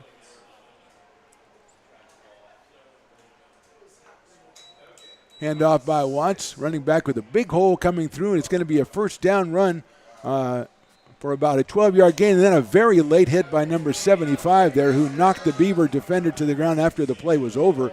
And that will be a unsportsmanlike conduct penalty. Will wipe out the gain and put the Bulldogs back on about the 42-yard line. So, Jordan, a good run and then a bad play. A bad play, that's something you just can't do if you're the Bulldogs right there, because now you negated a big play, and you're facing an American River team with a lot of momentum right now. And I know tempers are a little hot, but right. You just got to reel it in, do what you're supposed to do, and come out of here with a win, and hopefully no more penalties or no more ejections and potential suspensions. It looks like it was Jobert's second personal foul of the game. That's why he was ejected from the game. You don't want to go ahead and do that because, football is a game where if you got a grudge against somebody, there's a lot of different ways you can settle that without, being so obvious as to just blow a guy up over the pile. Yeah, and it's a physical game. Yep. I get that tempers are going to flare from time to time. You just got to reel it in when you need to. That's what good teams do, and that's how you win games. First down at the 42. Watts at quarterback, single running back behind him. He's got wide receivers out to both sides. He's going to hand that ball off in the backfield and closed down by the Beavers after about a 2-yard gain with the big scrum out there. So a gain of 2 for the Bulldogs, and timeout is called by the Beavers. They're going to spend all their timeout to try to get some time back on the clock if they can get possession. Yeah, if Beavers can get possession back, and especially if they can march down the field, you got to make you sweat a little bit if you're the Bulldogs because, like I said, the Beavers have all the momentum right now, and defense has been playing tremendous this second half. Your offense has been moving the ball well in the fourth quarter, and, the deck is stacked against them, but we've seen crazier things happen, that's for sure. Yeah, and if you're the Bulldogs, common sense would dictate that you go ahead and keep the ball on the ground, keep the clock moving, and make America River burn their timeouts. And even if they get possession of the ball again, they're not going to have any timeouts and they'll have to go the length of the field. And again, they are down by 2 scores, so it's not a 1-score game. But let's see. I think last time the Bulldogs went to the air a little bit, and the defensive line of the Beavers got in there, got a couple of sacks, and that kind of turned the momentum of the game around a little bit right there. And I think the best case scenario if you're the Beavers here is stuff them at the line of scrimmage, leave them with a 3rd and 9, and make them have to decide, are we going to try to put the ball in the air and get that first down, or are we going to try to keep that clock moving and make you burn a timeout? Right, so it is 2nd and 9 right now, to Jordan's point. 3:22 to go in the ball game. Bulldogs 24, Beavers 14. Watts in the shotgun. He's going to hand it off again, coming to the right side this time. Closed down by the Beavers quickly to the 39-yard line. About 2 or 3 different tacklers for the Beavers. And there you go, Jordan. That sets up your 3rd down. Yeah, sets up a 3rd down. And again, now you're in a 3rd and looks like 6 or 7, I believe. That's a tough decision if you're San Mateo. Do you put this ball in the air, try to get the first down, and really ice this game right now? Or do you keep it on the ground, make American River burn that timeout, and see what they do offensively? Ezra Maleni was the ball carrier on that one. He is stopped short, so it is going to be a 3rd down and about 9 yards to go, 8 yards to go. American River uses another one of their timeouts. So it's, as you say, a big call right here, because if you keep the ball on the ground, I don't know if the Beavers have any timeouts, but if they do, you're going to make them call their last one, which is what you want to do. And if you throw the ball and it's incomplete, then you're going to go ahead and stop the clock for that. But let's see if the Bulldogs have to be a little bit, I don't know, Jordan, would you say a little bit disappointed that really haven't put much together offensively in the second half? Yeah, I think they're a little disappointed, especially I think they're a little frustrated now, too, because you essentially led American River, in a way, back into this game. Yeah, you did. I think you run the ball here still. I think you're up 2 scores, 3 minutes, 16 seconds left. I think the time is more important than the score, and make them burn that final timeout. Agree with you there, and of course you could, bust the run. They busted a couple of runs here and pick up that 9 yards. It's officially 3rd and 7. And there's the little pitch again, cut back against the grain, and American River is going to stop that down for about a 3-yard gain and bring up a 4th and 4, maybe 4th and 5. So another good stop by the Beaver D. It was a great stop by the D. I actually really like that play call because I think Beavers were expecting to run up the middle.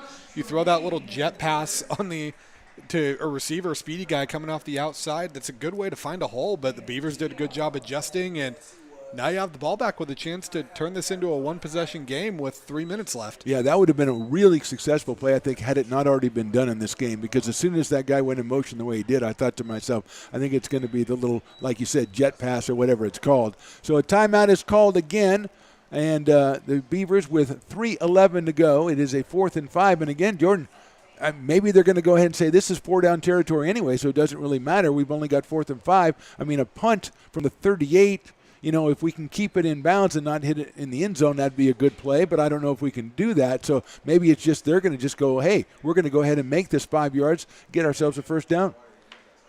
And it looks like that's a punt unit that's coming out there. So I stand think they're going to corrected. try to pin the Beavers deep here.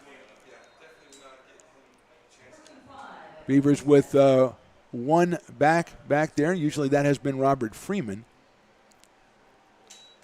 And the punt is off. He's trying to go to a directional punt and waving everybody away as actually a pretty good punt. It gets it about the 11 or 12-yard line. So actually a very good punt by the Bulldogs. He wanted to keep it in play. He didn't want to, he wanted to get it inside the 20-yard line, and he got it to the 11. So good, well done. Yeah, and I think everyone in the stadium knew there was a 0% chance that the Bulldogs were going to try to put that ball in Freeman's hands. Exactly. So it actually is called on the 10-yard line. So first down.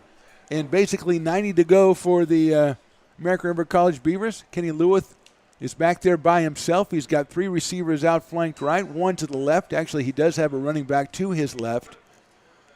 So protection is key for the Beavers right here as Lewis looks to go quick, but he doesn't go quick. He tries to throw it up, and it is deflected, and it's, almost caught and then dropped. I believe Grayson Barnes was the receiver. The ball was deflected, so it was up in the air, and Barnes right there when it came down, and he dropped it. He actually was looking for, I believe it was Brandon Barthel on there. He actually burned the DB with a nice little stop-and-go route, and he had him deep, but deflected ball, tipped ball, and that's a tough break. Yeah, that's just what we talked about. You need to get, if you're going to have the developing pass patterns, you need to have a little more protection, and I think Barthel made the move, but not enough time for Lewis. And so here we go, second down, 2:57 to go in the ball game. He's going quick to the outside to Barthel. He's got it.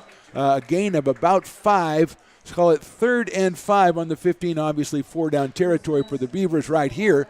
And they're facing a 3rd and 5. Barthel did get out of bounds. And so a lot of smart play in the fourth quarter by the Beavers, Jordan. Yeah, a lot of smart play here. Good job getting out of bounds. Again, taking what the defense gives you. I think if you're San Mateo here, you're just like, we're just going to give you nothing deep. There you go. Let's see if they can do something maybe over the middle, but now we're going to have a time called. And I think it's the referee calling time on his own and running back to talk to another referee. I think he's looking to see where that ball was spotted because Barthel made a little move with the football trying to get an extra yard or two, but they didn't give it to him with the spot. No, they're going to stay right where they are in the 15, call it 3rd and 5. Lewis with one running back to his left. He's got the wide receivers out to the right now. He's looking quick. He gets it quick, but he's tried to lead Barthel into the middle, and that was a tough play because there were 2 defensive backs closing in. It's going to bring up a 4th down. Yeah, that was a bit of a hospital pass there because if Barthel got his hands on it, he had a linebacker ready to take his head off there. And, I think Lewis might have gotten caught forcing that one a little bit. He tried to ride his hot hand. He looked for that quick strike, but it just wasn't there. Yeah, I'd like to see him try to use a little bit more of the field. I know you want to make your quick strikes. You want to get your first down, but he looked just over to the left side. So here it is, 4th down, 5 yards to go on the 15. We'll see if the Bulldogs bring some pressure. It looks like they might. Lewis with it behind the center, throws it across. It's a slant play, and it's caught out there about the 22-yard line, 23-yard line for the Bulldogs, and they're going to have themselves a first down. That looked like Tanner Ruby that reeled that one in, a new name, the sophomore receiver out of Roseville High School. Number 10, Tanner Ruby. So first down, let's see if they get set. They do. And Lewis back to pass, looking to his right again. He slings one out, and that's another completion out there, out of bounds. Another first down, this one about the 34-yard line. And find your playmaker. Freeman gets there, bounces a tackle, gets an extra 3 yards, and gets out of bounds. American River's got to be pleased with the way this offense is moving. Impressive with Freeman is usually you got your guy who can bust it. He doesn't have the best hands. And Freeman holding on to everything out there today. So it's a first down, 1:54 to go. Lewis back to pass. Under pressure is going to send one out to the right side by the sideline, but that is incomplete out there. It'll bring up a second down.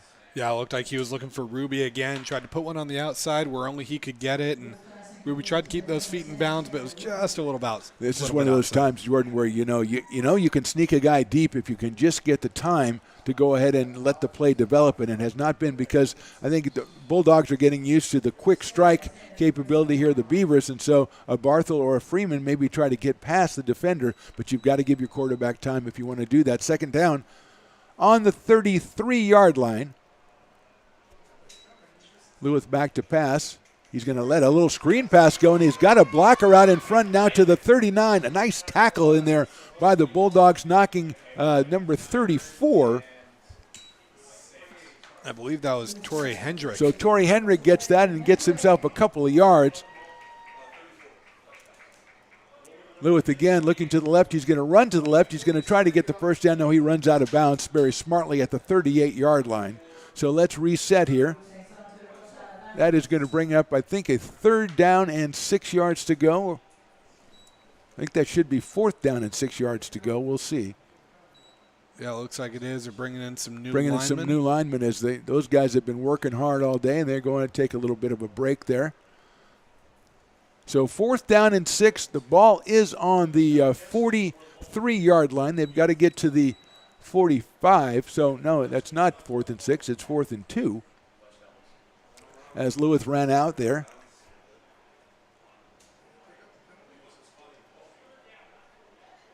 So 1:22 to go. And it looks like it's actually third down. Well, it must have been something weird there because he had an incomplete pass.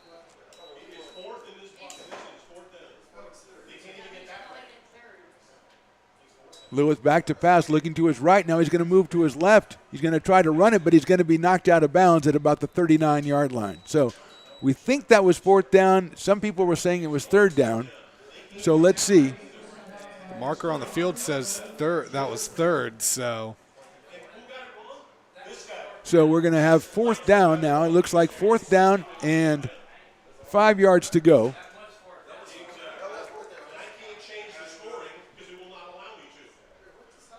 Looking over to the sidelines, and the referee is asking for time. I think personally that was fourth down, but we'll see as we have fourth down coming up right here. 3 receivers to the right for the Beavers, who have to get to the 44-yard line. Pressure coming up the middle, and the whistle drops right away. I don't know that the formation was legal for the Beavers. Let's see. Looked like a guy jumped off too for San Mateo, and the Beavers might have gotten gifted with a extra down there. Might get a gift. Yeah, I think they did get gifted. They might get gifted with 5 yards. Let's see.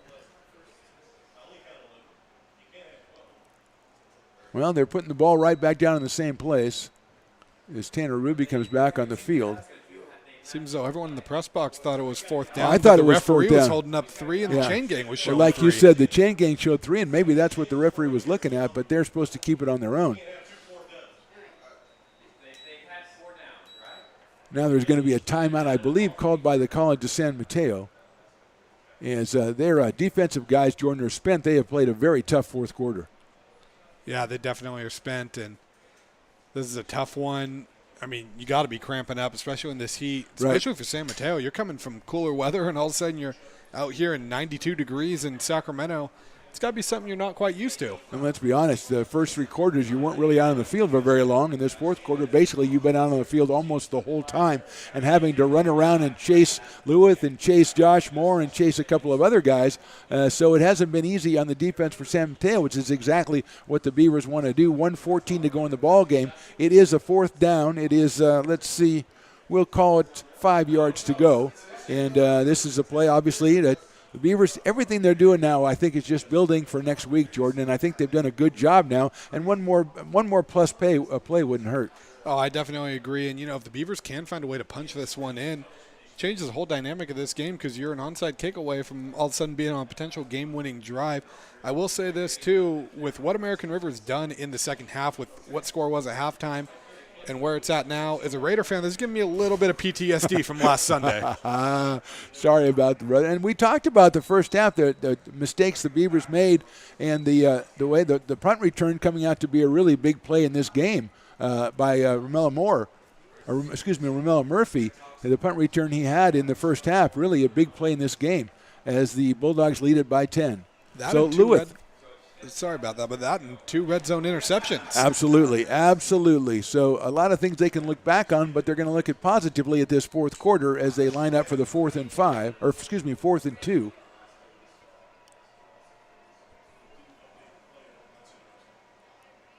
San Mateo trying to get some pressure underneath, showing pressure. They are coming.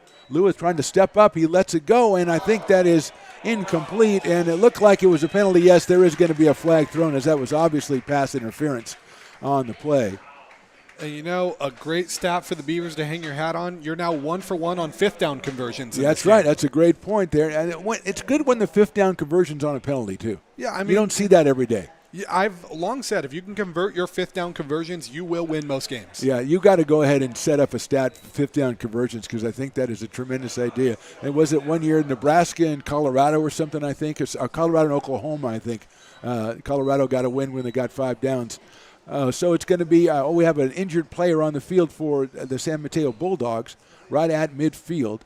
So we're going to have a temporary timeout. He is getting to his knees, however, as the Beavers come over to talk to the referee. I never saw any kind of signal on that. I'm just assuming it was pass interference since the guy was going for the ball and he was pushed to the ground. Yeah, I believe it was. And good job by Lewis to step up in the pocket. He threw a ball to Barnes, and the DB just got in there a little early, and that's kind of what drew that call. And now American River, I mean, you're taking a lot of time off the clock. You got to get something deeper down the field, but you're moving down the field. Yeah, I don't know if it's – I know this is weird to say. I don't even know if it's really for this game. This drive might be for the rest of the season, and as such, they're going to go ahead and try to get everything out of this drive and maybe not worry about trying to do it because when they try to hurry things up is when they got into trouble in the first half. Yeah, I agree with you there. And, you know, like we said, those 2 red zone turnovers and that punt return touchdown really looming big right now. Absolutely.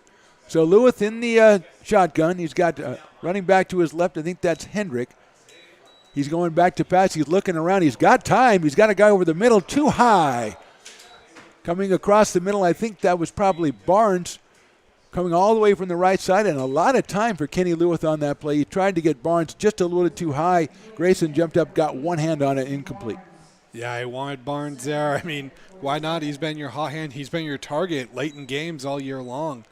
But just a little off on that one. I don't see Ian Simpson on the field, so he was involved in unsportsmanlike. I think he was still eligible to come back in, but I don't see him on the field, and he has been a key receiver in this game, especially in this fourth quarter. 2nd down, 10 yards to go. Lewis is going to go out to the right to his running back. It's complete out there, going around the right side, trying to get out of bounds, and I think that's Ture Hendrick over there with the reception and a gain of about 6 yards. Yeah, and Hendrick does a good job getting that shoulder down, breaking the tackle, and getting out of bounds. And another couple yards, stop the clock. Beaver football right now. Yeah, 55 seconds to go. That's going to be called a gain of 4, so it's going to be 3rd down and 6 yards to go. Make it 3rd and 5. So Lewis, who has played solely in this fourth quarter, in the shotgun, gets the snap, has time, across the middle. He's got a guy open, but it's deflected and picked by the Bulldogs. And so he had Freeman across the middle, Jordan, but deflected and picked by San Mateo. And who else but Justin Sinclair on the pick? I believe that's his 2nd of the day. Good read by him, an adjustment to that ball in the air, and that's how you ice the game, and it's only fitting that it comes with a great defensive stand forcing a turnover by the Bulldogs. Another turnover, half dozen turnovers. I mean, a fourth quarter turnover in the last minute isn't the same as the rest of the game in this situation, I don't think, because you're kind of dictated by what you have to do. And Lewis saw a guy he saw across the middle. He had him open, but another defender comes in, makes the deflection, and they pick it off. So we have 48 seconds to go. We'll probably take a knee here, and this one will be over very soon, as San Mateo will come out with their 4th win of the season.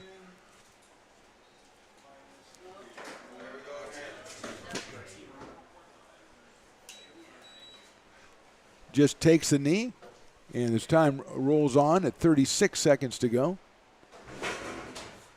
I don't believe they'll have to snap it again. Yeah, it looks like the American River coaches are coming across. They're going to come across and hopefully shake hands, and everything will be cool at the end of this game. A real good ball game. Turned into a real good ball game in the second half, Jordan, as the Beavers did what we asked them to do, which is come from behind and try to make a stand there.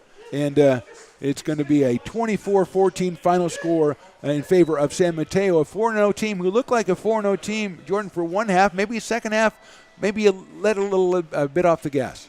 Yeah, a little bit off the gas. I think a lot of it was a testament, though, to how well American River played defense. They forced, some big plays when they needed to. They really only let one big third down conversion up in this one. And good job by American River there to not just roll over and take it. They ended up sitting there and stood toe-to-toe there in the second half with the number 2 team in the state. And they might have found some things, too. I mean, Kenny Lewitt looked really good. I mean, you got Barthel involved. You got Freeman involved. You got Ian Simpson involved. Obviously, Grayson Barnes.